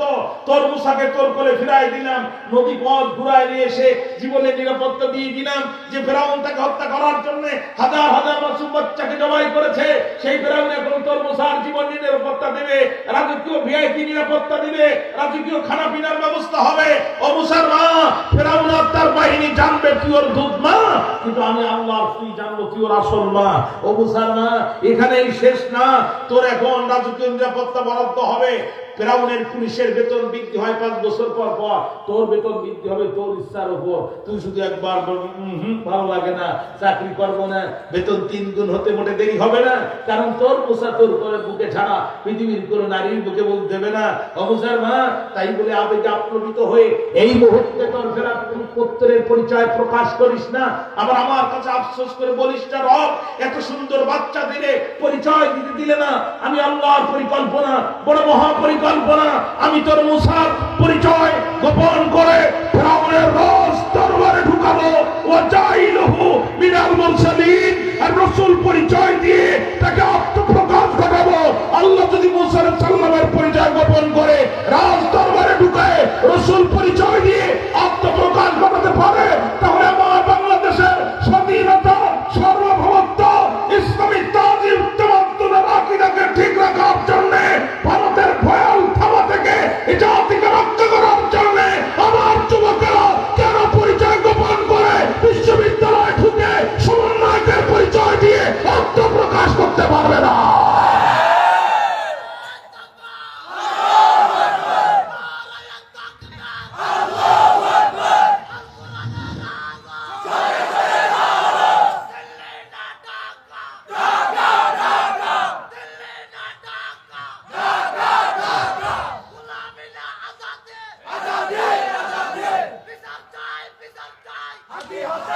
আমার ভাইরা, যে যুবকদের কারণে আজকে স্বাধীনতা পেয়েছে, এই যুবকদের গালাগালি করেন, লজ্জা লাগে না? এই যুবকদের গালিগালাজ করা যারা স্বৈরাচারের নয়াতন্ত্র তারা, এই যুবকদেরকে প্রকাশ্যে রাজপথে গুলি করে হত্যা করবেন আর তাদেরকে নিয়ে বাজে বাজে কথা বলবেন আর তৌহিদি জনতা বসে থাকবে, এইটা হবে না। এই দেশে আর ভারতের কোন পুতুলকে নাচতে দেওয়ার সুযোগ হবে না। এই জাতি শিখে গেছে রক্ত কিভাবে দিতে হয়। রক্ত যখন দিয়েছি, রক্ত আরো দেব। ইসলাম বিরোধী সমস্ত শক্তির কবর এই দেশে রচিত হবে। সেই কবরের পরে কোরআনের পতাকা পথ পথ করে উড়ানো হবে। খেয়াল করেন, আসহাবে কাফের যুবকদের সামনে সিদ্ধান্ত কয়টা বলেছিল? দুইটা পয়েন্টের উপরে আমি অত্যন্ত ডিটেইলস আলোচনা করেছি। এখন কি আমি শেষ করবো নাকি আর একটু সামনে যাব? দুইটা সিদ্ধান্তকে সামনে নিয়ে যুবকেরা বলতেছে, শোনো, আমরা যদি আগামীকাল সারেন্ডার করে প্রকাশ্য দিবালোকে শাহাদাতকে মেনে নিতে পারবো, অসুবিধা নেই, কিন্তু এই দেশে নতুন করে আর প্রকাশ্যে কেউ ঈমান আনার সাহস পাবে না। অতএব চলো আমরা গুহার মধ্যে যাই, জীবন বাঁচানোর জন্য নয়, ঈমান বাঁচানোর জন্য। সুবহানাল্লাহ। বাইরে আমার যুবকেরা গুহার দিকে রওনা দিল। একজন কৃষক ছিল, কৃষকের একটি কুকুর ছিল। কুকুরটি যুবকদের পিছু পিছু রওনা দিল। কিছু দূর যাওয়ার পরে যুবকেরা বলল, রে কুকুর সরে যাও। কুকুরকে ধিক্কার জানিয়ে বলে, কুকুরে সরে যা, দাকিয়ানুসের যন্ত্রণায় বাঁচি না, তুই আবার নতুন করে কেন যন্ত্রণা দিস? কুকুর সরে যাও, আমাদের পিছু নিও না, তুমি চলে যাও। সঙ্গে সঙ্গে আল্লাহ রাব্বুল আলামিন কুকুরের জবান খুলে দিল। কুকুর মানুষের মতো কথা বলে ডাক দিয়ে বলে, আল্লাহর দ্বীনের গোলামেরা, তোমরা সব ভুল মাখলুকাত, আর আমি সৃষ্টির নিকৃষ্ট জাত। আমি তোমাদের মতো রুকু করতে পারি না, সিজদাও দিতে পারি না, কিন্তু যে ঈমান বাঁচানোর জন্য গুহার ভিতরে আশ্রয় নেওয়ার সিদ্ধান্ত তোমরা নিয়েছো, আমি কুকুর কথা দিলাম, একটি রুটু আমাকে দেয়া লাগবে না। বিনা স্বার্থে ওই গুহার মুখে এ জীবন প্রদীপ যতদিন জ্বলবে ততদিন আমি তোমাদেরকে পাহারা দিব। যুবকেরা গুহার মধ্যে ঢুকে গেল। দুটি হাত লম্বা করে দিয়ে আল্লাহর কাছে দোয়া করল, রব্বানা আতিনা মিন লাদুনকা রাহমাতাও ওয়া হাইয়্যি লানা মিন আমরিনা রশাদা। জোরে বল আল্লাহু আকবার। রব্বুল আলামিন, আমরা তারা ঈমান বাঁচানোর জন্য দুনিয়ার ব্যবসা বাণিজ্য আর সুখময় জীবনকে পায়ের তলে কবর রচনা করে গুহার মধ্যে ঢুকেছি যারা, কাজী তোমার রহমতের দরজা আমাদের জন্য খুলে দাও। আর আমরা যে বিষয়টা সিদ্ধান্ত নিয়েছি এটা বাস্তবায়ন করার তৌফিক তুমি আমাদেরকে দাও। আল্লাহ কয়, নবী, যুবকেরা যখন গুহার মধ্যে ঢুকেই দোয়া করেছে, কারেন্টের সুইচ চাপ দিলে আলো জ্বলতে দেরি হয়, আমি যুবকদের ফরিয়াদ কবুল করতে দেরি করলাম না। ফাদারাবনা আলা আদানিহিম ফিল কাহফি সিনিনা আদাদা। জোরে বলুন আল্লাহু আকবার। আমি যুবকদের কর্ণকুহরের মধ্যে মোহর মেরে দিলাম, তাদের কানকে আটকায় দিলাম, এর অচেতন ঘুমের মধ্যে তাদেরকে শয়ন করাই দিলাম। এক ঘুমে তারা বেশ কয়েক বছর এক ঘুমে পার করে দিল। ওয়ালাবিসু ফি কাহফিহিম সালাসামিয়াতা সিনিনা ওয়াজদাতু তিসআ। জোরে বলুন আল্লাহু আকবার। আল্লাহ কয়, নবী, যুবকেরা এক ঘুমে 309 বছর পার করে দিল। আল্লাহু আকবার বললেন না? আমরা ঘুমালে চোখ বন্ধ করি, কিন্তু আমাদের কান বন্ধ করার মতো কোনো সুযোগ আমাদের হাতে নাই। আমাদের চোখ থাকে বন্ধ, কান থাকে খোলা। আর আল্লাহ যুবকদের এমন ঘুম দিলেন, কানের পর্দা আটকায় দিলেন, চোখকে খোলা রেখে দিলেন। জোরে কন্যা সুবহানাল্লাহ। আল্লাহ কয়, নবী, 309 বছর তো একটা দুইটা দিন না। যুবকেরা ঘুমাবে, সূর্য তো উঠবে। সূর্য উঠবে যখন, গুহার মধ্যে আলো যাবে তখন, আর গুহার মধ্যে আলো যাবে যখন, যুবকদের ঘুম ভেঙে যাবে তখন। এজন্য আমি আল্লাহ কি করলাম আপনি জানেননি? ওই কি আমি সূর্যকে বলে দিলাম, সূর্য রে আজ আর সরাসরি উঠা যাবে না, আজ উঠবা যখন একটু ডান পাশ দিয়ে হেলে উঠবা, আবার যখন অস্তমিত হয়ে যাবা একটু বাম পাশ দিয়ে হেলে অস্তমিত হয়ে যাবা, যাতে আমার ইমানদারদের ঘুমে কোনো ডিস্টার্ব না হয়। জোরে বলেন আল্লাহু আকবার। আল্লাহর কাছে আকাশের মর্যাদা বেশি নয়, সূর্যের মর্যাদা বেশি নয়, চন্দ্রের মর্যাদা বেশি নয়, আল্লাহর কাছে সবচেয়ে বেশি মর্যাদা একজন ইমানদারের মর্যাদা। ইমানদারের জন্য আল্লাহ সূর্যকে বলতে, সূর্য রে ডান পাশ দিয়ে হেলে উঠবা, বাম পাশ দিয়ে হেলে অস্তমিত হয়ে যাবা। আল্লাহ যে ঈমান থাকলে পরে তুমি সূর্যকে হেলে ওঠার নির্দেশ দাও, এমন ঈমান তুমি আমাদের কলবের উপরে বকশিশ করে দাও। আল্লাহ রাব্বি নবী 309 বছর তো একটা দুইটা দিন না, যুবকেরা তো ঘুমাবে, কিন্তু মাটির গুহার একটা পিঁপড়া, একটা মশা, একটা মাছি যাতে যুবকদের একটা কামড় না দিতে পারে, এজন্য আমি আল্লাহ পদক্ষেপ নিলাম। কয় কি? কয় আমি তাদের কান বন্ধ রাখলাম কিন্তু চোখ খুলে রাখলাম। ওয়াতাহসাবুহুম আইকাযাও ওয়া হুম রুকুদ, আপনি দেখলে মনে করবেন যে ওরা জাগ্রত, অথচ ওরা ঘুমান্ত। মাটির গর্তের একটা পিঁপড়া পোকা যাতে যুবকেরা মারা গেছে এই ভেবে তাদেরকে কামড় যাতে না দিতে পারে, এই জন্য আমি চোখগুলো খোলা রাখলাম আর চোখের মধ্যে ঘুম দিয়ে দিলাম। আল্লাহু আকবার। নবী 309 বছর তো একটা দুইটা দিন না। যুবকরা যদি ডান কাঁধে ঘুমায় ডান হাত প্যারালাইজড হয়ে যাবে, ডান পা প্যারালাইজড হয়ে যাবে। আবার যদি বাম কাঁধে ঘুমায় বাম হাত প্যারালাইজড হবে, বাম পা প্যারালাইজড হবে। এজন্য আমি আল্লাহ কি করলাম জানেননি? ওয়ানুকাল্লিবুহুম যাতাল ইয়ামিনি ওয়া যাতাশ শিমাল, আমি আল্লাহ ওদের ডান থেকে বামে আর বাম থেকে ডানে আমি আল্লাহ নিজেই ওদেরকে পাশ ফিরায় দিতাম। আল্লাহু আকবার। আসমান জমিনের মালিক নিজেই তার রহমতের হাত দিয়া এই 7 জন যুবককে 309 বছর ডান থেকে বামে আর বাম থেকে ডানে আল্লাহ নিজেই পাশ ফিরায় দিয়েছে। চিৎকার দিবেন আল্লাহু আকবার। ডাকিয়া সারা দেশে রেড অ্যালার্ট দিয়ে দিল, চিরুনি অভিযান দিয়ে দিল। এই যুবকদের কোথাও খুঁজে পেল না। চিরুনি অভিযান বুঝেন তো? উকুন কামড়াবে বাম পাশে, চিরুনি দেবে ডান পাশে, ঘটনা ঘটবে রাজশাহীটার গ্রেপ্তার অভিযান চলবে উঠিয়াতে, এর নাম চিরুনি অভিযান। উকুনও চলবে, ড্যাঙ্গলও চলবে, ফুসুলেও চলবে। সারা দেশে চিরুনি অভিযান দিয়ে ডাকিয়া যখন কোথাও না পেল, তখন ডাকিয়া বুঝতে পারলো যে এই যুবকেরা গুহার মধ্যে ঢুকেছে। তখন বলছে, ভাগ্নি জামাই সেনাবাহিনীর প্রধান আপাতত জমান তুমি আমার ডান পাশে দাঁড়াও, আর পুলিশের প্রধান বেনজির বাম পাশে দাঁড়াও, ডিবি হারুন তুমি আমার পিছনে থাকো। আমি নিজেই যে গুহার ভিতর থেকে টান মেরে তুলবো আর ফাঁসির কাস্টে ঝুলাবো। আল্লাহ কয়, নবী কতগুলো গুড় হাফ কেজি না, তার কারণ ওয়াকালবুহুম বাসিতুন যিরাইহি বিল ওয়াসিদ, ওদের যে কুকুরটা ছিল ওই কুকুরটা গুহার মধ্যে দুই হাত দুই দিকে লম্বা করে, দুই পা দুই দিকে লম্বা করে, গলাটা লম্বা করে, দাঁতটা বেশি মেরে, জিভটা বাহির করে এমন একটা কায়দায় ওখানে শুয়ে আছে, নবী ওই কুকুরের দৃশ্য যদি আপনি দেখতেন আপনি ভয় পেতেন, আতঙ্কগ্রস্ত হতেন, শেষ পর্যন্ত পেছন দিকে দৌড়ায় পালাতেন। তাকে আমি কুত্তা দেখি মনে করতে সর্বনাশ। শুরুতে যদি কুকুরের এই অবস্থা হয় আর এই কুকুরকে ওভারটেক করে ভিতরে যদি ঢুকি, তাহলে ওখানে যে একটা বাঘ থাকবে না তার নিশ্চয়তা কি? কথা বলছেন না? তখন তো সামনেও যেতে পারবো না, পিছনেও আসতে পারবো না। এলাকার কিছু মহিলা আছে দেখবেন খুব ডিয়ারিং, আপনাদের এলাকা না অন্য জায়গায় কথা বলছি আর কি, এই এলাকার কথা বলে আমার মাইক খাবো, খুব ডিয়ারিং। পল্লী বিদ্যুতের মিটারের বিলও দেয় না, লাইনও কাটতে দেয় না, আছে না? 10,000 টাকা বেতন পায় মিটার রিডার, জোর করে গেছে লাইন কাটতে। মহিলা ঘর থেকে বড় দাও বাহির করে বলছে, তোর এত বড় সাহস, খোকার বাপ সদাবাজি মামলায় কারাগারে তুই আসছি আমার বলে লাইন কাটতে।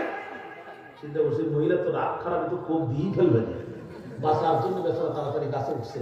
মহিলাও নিচে যে কয় তুই উপরে উঠলো 2 কোপ, তুই নিচে নামলো 2 কোপ। এখন তুই চিন্তা কর কি করবি। বেচারা ওখান থেকে থানায় টেলিফোন করতেছে, স্যার দ্রুত পুলিশ পাঠান, আমার লাইন খুব খারাপ, আমি উপরে উঠলো বলে 2 কোপ, আমি নিচে নামলো বলে 2 কোপ। এখন তাকে আর চিন্তা করলো সামনে গেলে যদি বাঘ থাকে আর পিছনে আপনি কুত্তা যদি জিন্দা হয়ে হামলা করে তাহলে তো বিপদে পড়ে যাবো, সামনেও আসতে পারবো না, পিছনে আসতে পারবো না। এই তোদের মারতে পারলাম না হাতে, তোদের মারবো ভাতে।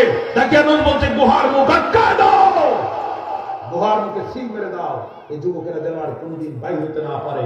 ভারতও ঠিক একই কাজ করলো। আমার দালাল সরকার বাংলাদেশে রাখতে পারলাম না, বাংলাদেশকেও ভালো থাকতে দেব না।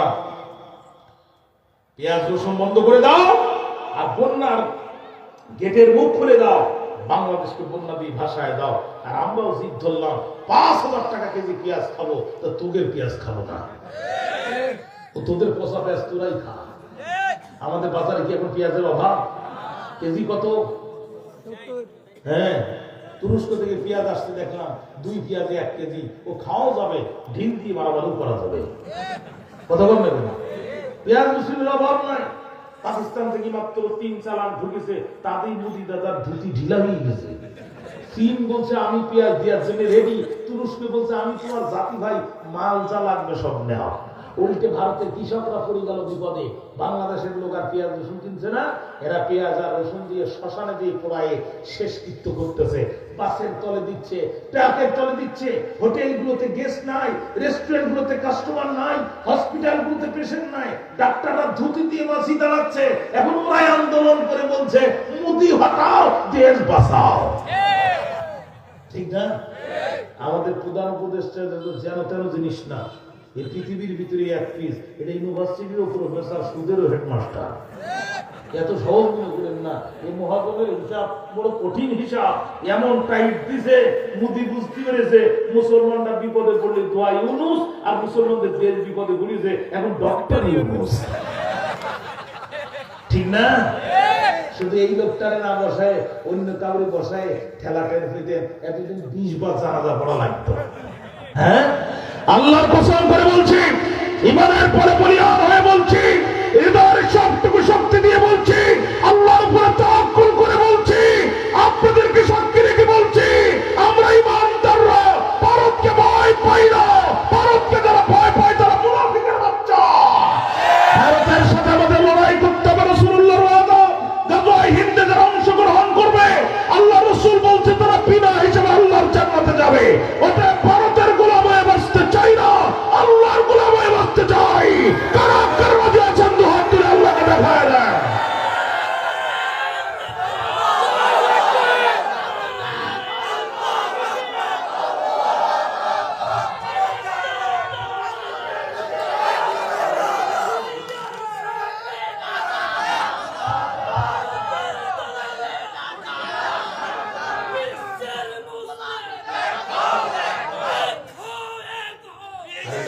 দাঁড়ান দাঁড়ান দাঁড়ান দাঁড়ান দাঁড়ান।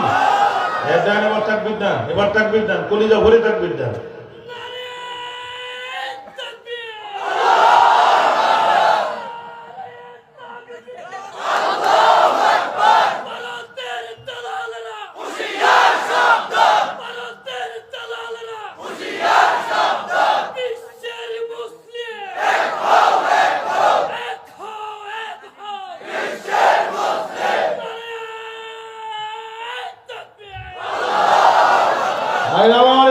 কাঠের পুতুল নাচে, কাঠের পুতুলের বাবার ক্ষমতা নাই স্টেজে নাচবে।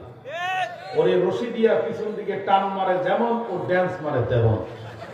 আমাদের দেশে কিছু ইউনিভার্সিটির শিক্ষক, কিছু রাজনীতির যে অসাধু রাজনীতিবিদ, আর কিছু বুদ্ধিজীবী নামের বুদ্ধি প্রতিবন্ধী আছে, যাদের পিছনের দড়ি ভারতের দিল্লিতে। ওখান থেকে টান দেয় যেমন, এখানে নাচে তেমন। দিল্লির কোন পুতুলকে দেশে আর সুযোগ দেওয়া হবে না। ওসমান হাদির রক্তের বিনিময়ে দিল্লির আধিপত্যবাদীদের কবর রচিত হবে। আমরা স্বাধীন দেশ, মাথা উঁচু করে স্বাধীনভাবে সম্মানের সাথে বাঁচতে চাই। গোলামীর জিন্দেগি আমরা চাই না, রাজত্ব আমরা চাই না, গুমের রাজত্ব আমরা চাই না। প্রতিযোগিতা থাকবে কিন্তু প্রতিহিংসা থাকবে না। আমরা এমন একটি স্বাধীন সার্বভৌম ভ্রাতৃত্বের বাংলাদেশ চাই। রাজি আছেন না ইনশাআল্লাহ? আল্লাহ পাক কবুল করুন। প্রতিযোগিতা আমাদের ভিতরে থাকবে কিন্তু আমাদের ভিতরে কোনো হিংসা থাকবে না। সন্তানের কোল থেকে পিতাকে তুলে নিয়ে ক্রস ফায়ার আর ঘুমের এই বাংলাদেশ আমরা আর। আপনাদের কক্সবাজারে সেই কথা মনে নেই? মেয়েটা তার বাবাকে বলছে, আব্দুল তুমি যে কাঁদছো, বাবা ক্রস ফায়ারের সামনে বন্দুকের সামনে মেয়েকে ফোন দিচ্ছে, আম্মু বাবা তুমি কাঁদছো যে। এই কণ্ঠ সারা পৃথিবীকে পাগল করেছে। আপনাদের পাগল করে নাই? এই দৃশ্য আমরা আর দেখতে চাই না। আল্লাহ পাক একটি নিরাপদ নগরীকে আমাদের দেশকে পরিণত করুক। যেরকম আল্লাহুম্মা আমিন। ভাই আমার কথা লম্বা করব না। দাকিয়ানুসের পুলিশ অফিসারের ভিতরে 2 জন পুলিশ অফিসার ইতিমধ্যে ঈমান এনেছে। তাফসিরে একজনের নাম এসেছে রোনাস, আর একজনের নাম আমি ভুলে গেছি। দুইজন কি করলো, একটা সিন্ধুকের ভিতরে 7 জন ইমানদারের নাম একটি সীসা প্লেটে লিখে ওখানে ঢেকে দিল। দাকিয়ানুস মারা গেল, 309 বছর পার হয়ে গেল। আপনারা বলেন, বিনা খুঁটিতে যে আল্লাহ মহাকাশ রাখতে পারে, এ আল্লাহ কি আসহাবে কাফের 7 জন যুবককে 309 বছর ঘুম পড়ায় রাখতে পারে না? জোরে করবেন, পারে না? আকাশের খুঁটি কয়টা? একটা উঁচিয়ায়, আর একটা রামুতে, আর একটা টেকনাফে। বিনা খুঁটিতে মহাকাশ যে রব রাখতে পারে, সে রব 7 জন মানুষকে 309 বছর ঘুম পড়ে রাখতে পারে না? মুসা আলাইহিস সালামের উম্মতকে ফেরাউন তাড়া করেছে। ডানে যাওয়ার বুদ্ধি নেই, বামে যাওয়ার বুদ্ধি নেই, পিছনে ফেরাউনের বাহিনী, আর সামনে লোহিত সাগর। খেয়াল করেছেন? উম্মতরা বলছে, মুসা তোমার রবের যে এত গল্প শোনাইনি, তো তোমার রব কই? মুসা আলাইহিস সালাম বলছে, সাবধান, ইন্না রাব্বি সাইয়াহদিন, আমার আল্লাহ এখানেও রাস্তা দেখাবে। আল্লাহকে বুঝে এই কথাটা শোনার জন্য অপেক্ষা করতেছি। হাতে আছে লাঠি, পায়ের নিচে মাটি, লাঠি দিয়ে মাটি করে আঘাত করলো একটা, আমি রাস্তা দিব 12টা। যে আল্লাহ সমুদ্রের ভিতর থেকে 12টা রাস্তা দিতে পারে সেকেন্ডের কম সময়, সে আল্লাহ আসহাবে কাফের 7 জন যুবককে 309 বছর ঘুম পড়ে রাখতে পারে না? নবীজি সাহাবী হযরত আবু বকর রাদিয়াল্লাহু তাআলা রাসূলের বাল্যকালের সাথী, রাসূলের যৌবনকালের সাথী, রাসূলের হিজরতের রাতের সাথী, রিয়াদুল জান্নাহর ভিতরে রাসূলের পাশে যে ঘুমিয়ে আছে। হযরত আবু বকর বলতে, শোনো, আমি যখন মারা যাব তোমরা আমাকে গোসল করাবে, কাফন পরাবে, ইমামতি করবে জানাজা, আমার খাটিয়াটা ধরে রাসূলের রওজার সামনে নিয়ে যাবে। খবরদার তোমরা কেউ নিজেরা রওজা শরীফের তালা খুলবে না। আমার লাশের খাটিয়া দেখার সাথে সাথে যদি রওজা শরীফের দরজা নিজে নিজেই খুলে যায়, তাহলে বুঝবা যে ভিতরে আমাকে দাফন করার অনুমতি আছে। আর যদি না করে, তোমরা জোর করে আমাকে রাসূলের পাশে শোয়াবে না। হযরত আবু বকর মারা গেলেন, সাথীরা থেকে গোসল করালেন, দাফন করালেন, কাপড় পরালেন, জানাজার ইমামতি করার পরে রাসূলের রওজা শরীফের সামনে যখন নিয়ে গেল, সঙ্গে সঙ্গে রওজা শরীফের দরজা নিজে নিজেই খুলে গেল। ভিতর থেকে আওয়াজ আসতেছে, উদখুলুল হাবিবা ইলাল হাবিবি, কাল বিলম্ব করো না, বন্ধুকে বন্ধুর কাছে দ্রুত শোয়া দাও। আল্লাহু আকবার। আবু বকরের সময় যদি এই ঘটনা ঘটতে পারে, আসহাবে কাফের 7 জন যুবককে 309 বছর আল্লাহ ঘুম পড়ে রাখতে পারেন না? যদি আমার খোলাফায়ে রাশিদার সেকেন্ড খলিফা রাসূলুল্লাহ যেখানে দাঁড়িয়ে খুতবা দিতেন, ওমর একই জায়গায় দাঁড়িয়ে খুতবা দিতেন। রিয়াদুল জান্নাহর ভিতরে আল্লাহ আমাকে 4 বার ঢোকার সুযোগ দিয়েছে। হযরত ওমর দাঁড়িয়ে বক্তব্য দিচ্ছেন, নবীজির মিম্বরে দাঁড়িয়ে একই টাইমে জুমার নামাজের সময় তিনি খুতবা দিচ্ছেন। 80,000 মাইল দূরে ইরাকের মাটিতে যুদ্ধ হচ্ছে। এই যুদ্ধে নেতৃত্ব দিচ্ছেন রাসূলের সাহাবী হযরত সারিয়া রাদিয়াল্লাহু তাআলা। 80,000 মাইল দূরে মদিনা থেকে হযরত ওমর খুতবা দিতে দিতে হঠাৎ করে লাঠি উঁচু করে বলছে, ইয়া সারিয়াল জামাল আল জামাল। ইন্টারনেট ছিল না, ফেসবুক ছিল না, মেসেঞ্জার, ইমো, ভাইবার কিচ্ছু নাই। মদিনার মসজিদে জুমার খুতবা দিতে দিতে উনি লাঠি উঁচু করে হঠাৎ করে 80,000 মাইল দূরের সারিয়াকে ডাক দিয়ে বলছে, ইয়া সারিয়াল জামাল আল জামাল, ও সারিয়া, যুদ্ধের কৌশল পরিবর্তন করো, পাহাড়কে পিছনে রাখো, সৈন্য নিয়ে তুমি সামনে এগিয়ে যাও। হযরত সারিয়া ফিরে এসে বলছে, আমিরুল মুমিনিন, আপনি মদিনার মাটি থেকে আমাকে ডেকেছেন, আল্লাহর কসম আমি ইরাকের যুদ্ধের ময়দানে আপনার কণ্ঠের আওয়াজ কানে শুনতে পেয়েছি। হযরত ওমরের সময় যদি আশ্চর্য ঘটনা ঘটতে পারে, তাহলে আসহাবে কাফের 7 জন যুবককে 309 বছর আল্লাহ ঘুম পাড়ে রাখতে পারেন না? ঘুমায় গেল যুবকেরা। দেখে রুশ মারা গেল, মাঝখানে 2 জন প্রেসিডেন্ট মারা গেল। 3 নম্বর যে প্রেসিডেন্ট, তাফসিরে তার নাম এসেছে তন্দুরুস্ত। কি নাম বললাম? তন্দুরুস্ত। অত্যন্ত আল্লাহওয়ালা মানুষ। কিন্তু একটা দুর্ঘটনা সেই সময় দেশে ঘটে গেল। কি সেটা? মানুষজন মনে করলো মানুষ মারা গেলে আমরা কবরে রেখে আসি, হারাম দি গোশত মাটির সাথে মিশে যায়, নাউজুবিল্লাহ, আল্লাহ কেমনে জাগ্রত করবে? এই সন্দেহ দুর্বল মুসলমানদের পরিবার ভিতরে ঢুকলো। প্রত্যেক দিন হাজার হাজার মুসলমান বেঈমান হতে থাকলো। তন্দুরুস্ত আল্লাহওয়ালা চিন্তায় পড়ে গেল, আল্লাহ এমন ঘটনা দেখায় দাও এই জাতির লোকেরা যেন আর বেঈমান না হয়। একজন কৃষক ছিল, তার অনেকগুলো গরু ছাগল ছিল। কৃষকের মনের ভিতরে আল্লাহ ইলহাম দিয়ে দিল, সে তার লোকজন নিয়ে গুহার মুখ ভাঙ্গা শুরু করলো। মনে করলো আমার দুম্বা ছাগল রাখতে পারবো। এই যখন ভাঙ্গা শুরু করছে, এই শব্দে আসহাবে কাফের 7 জন যুবকের ঘুম আস্তে আস্তে আস্তে ভাঙ্গা শুরু হয়ে গেল।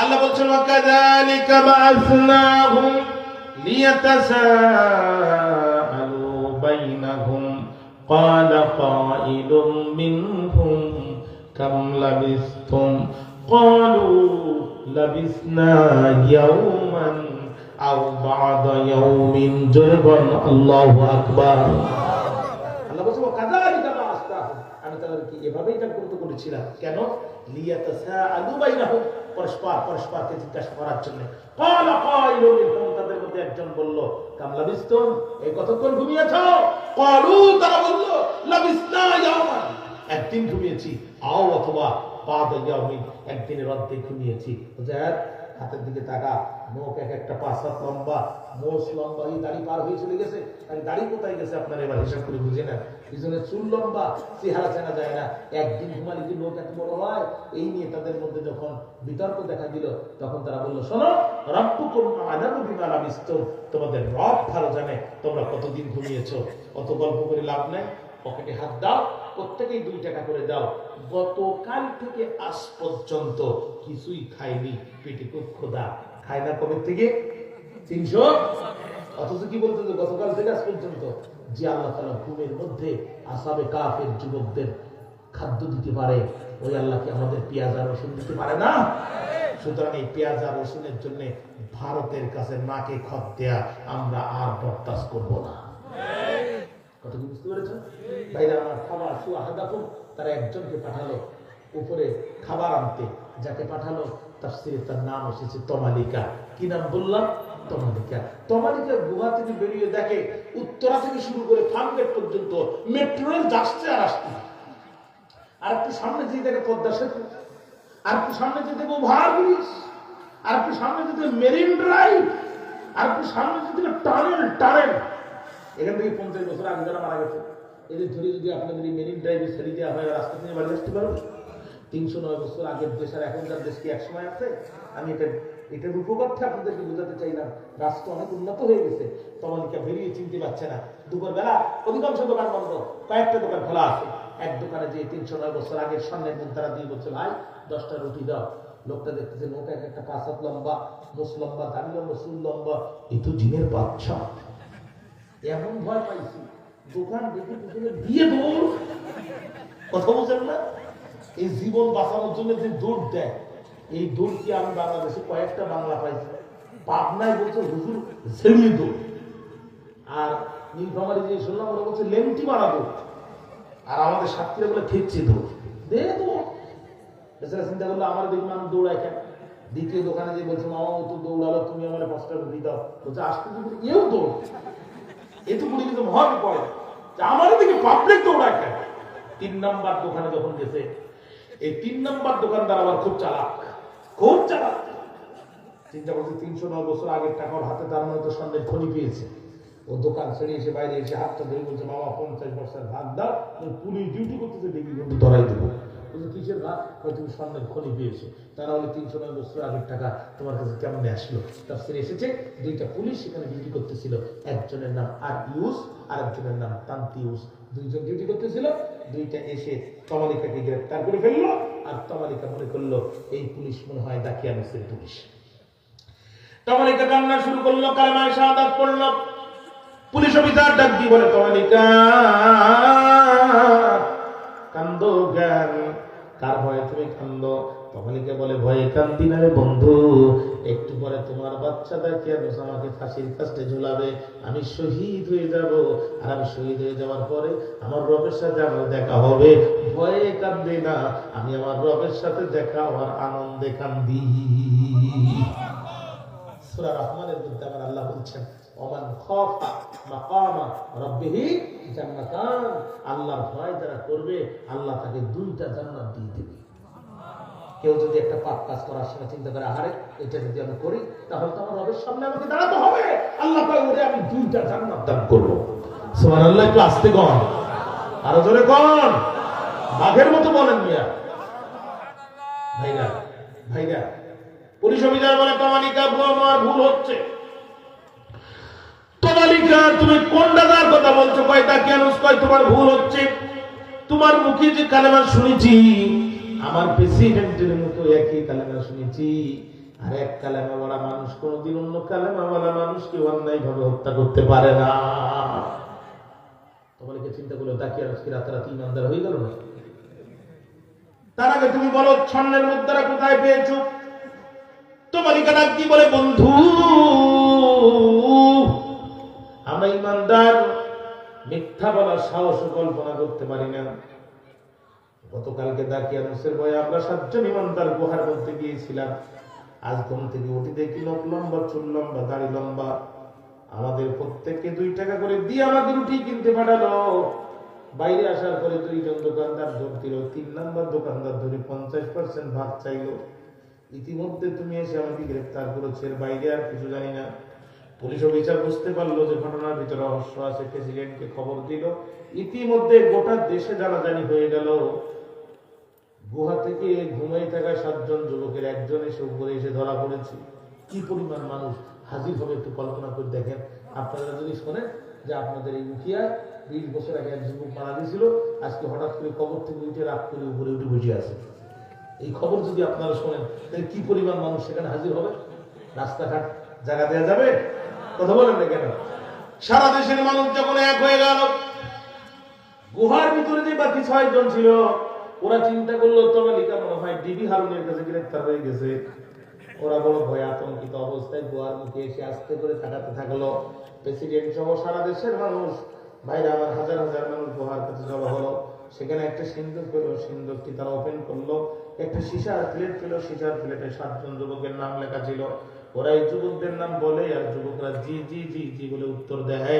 সারা দেশের মানুষ সিজদায় পড়ে বলে, রব্বে কারীম, তুমি যদি এই যুবকদেরকে 309 বছর গুহার মধ্যে ঘুম পড়ায় রেখে আবার জাগ্রত করে তাদেরকে উপরে উঠাতে পারো, আল্লাহ তওবা করে স্বীকার করে নিলাম, কিয়ামতের দিন যে তুমি আমাদের জাগ্রত করতে পারবে এই ব্যাপারে কোনো সন্দেহ নাই। জোরে বলুন আল্লাহু আকবার।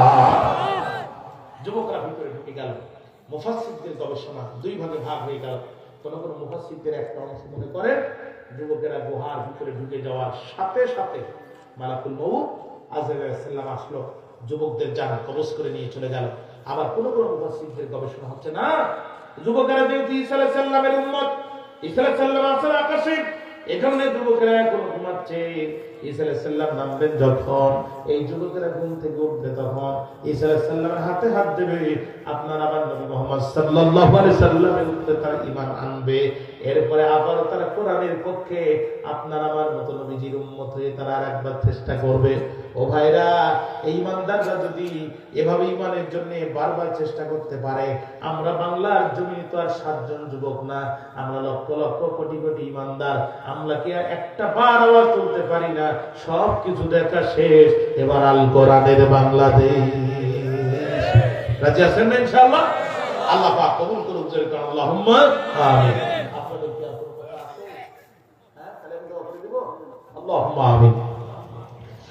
ربنا ظلمنا أنفسنا وإن لم تغفر لنا وترحمنا لنكونن من الخاسرين ربنا لا تزغ قلوبنا بعد إذ هديتنا وهب لنا من لدنك رحمة إنك أنت الوهاب গুনারিশা গরে মাওলা ডুবিয়া রইলাম তোমার দুয়ার পানে চাহিয়া, তুমি যদি মাফ না করো বান্দারে, বলো তোমার বান্দা যাবে কারদারে। সকলেরই দুয়ার থেকে আল্লাহ ফিরিয়া রইলাম তোমার দুয়ার পানে চাহিয়া। দাদা দাদি নানা নানি 4 জনে, আব্বা আম্মা বিবি বাচ্চা সন্তানে, যত মুমিন মুসলমান ইমানদার মাফ করে দাও ও গো আল্লাহ পরওয়ার। আদর কর রে মানুষ তুমি বা বানাইয়া কেমনে দিবা জাহান্নামে ফেলিয়া। যত গুনাহ করলাম আল্লাহ গোপনে মাফ করে দাও সকল গুনাহ নিজ গুণে। যত গুনাহ করলাম আমরা যৌবনে মাফ করে দাও সকল গুনাহ নিজ গুণে। আল্লাহ রাজ্য তো গভীর হয়ে যায়, পৃথিবীর অফিস আদালত গুলো বন্ধ হয়ে যায়, কিন্তু তোমার আসমানের অফিস আর আদালত গুলো কখনোই তারা লাগে না। আল্লাহ তুমি বলো দোনি আস্তাজিব লাকুম, বান্দারে আমাদের ডাক রে বান্দা আমার ডাক, তোদের ডাকের সাড়া দিব আমি মাওলা পাক। আল্লাহ আজকে রব্বুল আলামিন উত্তরপুকুরিয়া ইসলামী যুব কল্যাণ পরিষদের উদ্যোগে 36তম মাহফিলের আল্লাহ 2026 এই মাহফিলের প্রথম রজনীতে শেষ পর্যায়ে আমরা তোমার দরবারে হাত তুললাম। রব্বুল আলামিন মেহেরবানি করে আমাদের তামাম জীবনের গুনাহগুলো তুমি ক্ষমা করে দাও। আল্লাহ আমরা যারা হাত তুলেছি আমাদের অনেকের জনম দুঃখী মা পৃথিবীর জমিনে নাই, জনম দুঃখী বাবা পৃথিবীর জমিনে নাই, পিতা মাতাকে মাটির গহীন কবর রেখে তোমার দরবারে হাত তুললাম। আল্লাহ আমাদের পিতা মাতার অন্ধকার কবরকে তুমি জান্নাতুল ফেরদাউস বানায় দাও। আল্লাহ আমাদের মধ্যে যারা সুস্থ করে দাও, কন্যাদায় গ্রস্তদের কন্যাদায় থেকে মুক্ত করে দাও, ঋণগ্রস্তদের ঋণ থেকে মুক্ত করে দাও, অভাবীদের অভাব দূর করে দাও, বস্ত্রহীনদের বস্ত্র দিয়ে দাও। রব্বে কারীম বিশ্ব বরেণ্য মুফাসসির কোরআন আল্লামা দেলোয়ার শাহীন সাইদী রাহমাতুল্লাহ আলাইহি যদি আজ জীবিত থাকতেন এই মাহফিলগুলোতে তিনি আসতেন, তাফসীর করতেন, আর আমরা মাটিতে বসে বসে শুনতাম। আল্লাহ এই চট্টগ্রামের কক্সবাজারের মানুষরা সবচেয়ে বেশি ভালোবেসেছে কারণ এই মুফাসসিরের কবরকে তুমি জান্নাতুল ফেরদাউস বানায় দাও। হে আল্লাহ শহীদ ওসমান হাদি আল্লাহ বড় ইমানি যুবক, বড় তেজদীপ্ত স্বাধীন চেতা মানুষ, বাংলার যুবকদের কি স্বপ্ন দেখে যে আল্লাহ ওসমান হাদিকে তুমি শহীদ হিসেবে কবুল করো। রব্বে কারীম তার রক্তের বিনিময়ে গোলামীর জিঞ্জির থেকে আমাদেরকে আজাদির মর্যাদা দাও। আল্লাহ তাআলা এই বাংলাদেশকে তিনবার নেতৃত্ব দিয়েছেন। মরহুমা আল্লাহ বেগম খালেদা জিয়া রমজান মাসে ইফতারিতে আলেম ওলামা নিয়ে ইফতারি শুরু করতেন। রব্বুল আলামিন তোমার এই বান্দির ভুল ত্রুটি বাদ দিয়ে তার জীবনের গুনাহগুলো মাফ করে তার জান্নাতুল ফেরদাউস বানায় দাও। আল্লাহ উত্তরপুকুরিয়া ইসলামী যুব কল্যাণ পরিষদের যে যুবকেরা এই মাহফিলের আয়োজন করলো, আল্লাহ তাদের তামাম জীবনের গুনাহগুলো মাফ করে দাও। আল্লাহ যুবকদেরকে খালিদ বিন ওয়ালিদ, তারিক বিন জিয়াদ আর মুহাম্মদ বিন কাসিমের মতো আল্লাহ কবুল করে নাও। আল্লাহ এলাকার যে ভাইরা বিদেশি বিরাজ্যে আছে রব্বে কারীম মায়ের বাচ্চা মায়ের কাছে নিরাপদে পৌঁছায় দাও। আল্লাহ ব্যবসা বাণিজ্য বৃদ্ধি করে দাও, হালাল রুজিতে বরকত দাও। এলাকার যত মানুষ মাটির গহীন কবরে চলে গেছে আল্লাহ প্রত্যেকের কবরকে জান্নাতুল ফেরদাউস বানায় দাও। গত বছর মাহফিলে সভাপতি ছিলেন মৃত মাওলানা মুহিবুল্লাহ, রব্বুল আলামিন তোমার ডাকে সাড়া দিয়ে চলে গেছে। হুজুরের কবরকে জান্নাতুল ফেরদাউস বানায় দাও। আল্লাহ জানি না কোন দিন কখন কোথায় কিভাবে মারা যাব, শাহাদাতের মৃত্যু নসিব করে দিও আর জবানে জারি করে দিও মধুর কালেমা লা ইলাহা ইল্লাল্লাহু মুহাম্মাদুর রাসূলুল্লাহ সাল্লাল্লাহু আলাইহি ওয়াসাল্লাম। আসসালামু আলাইকুম ওয়া রাহমাতুল্লাহি ওয়া বারাকাতুহু।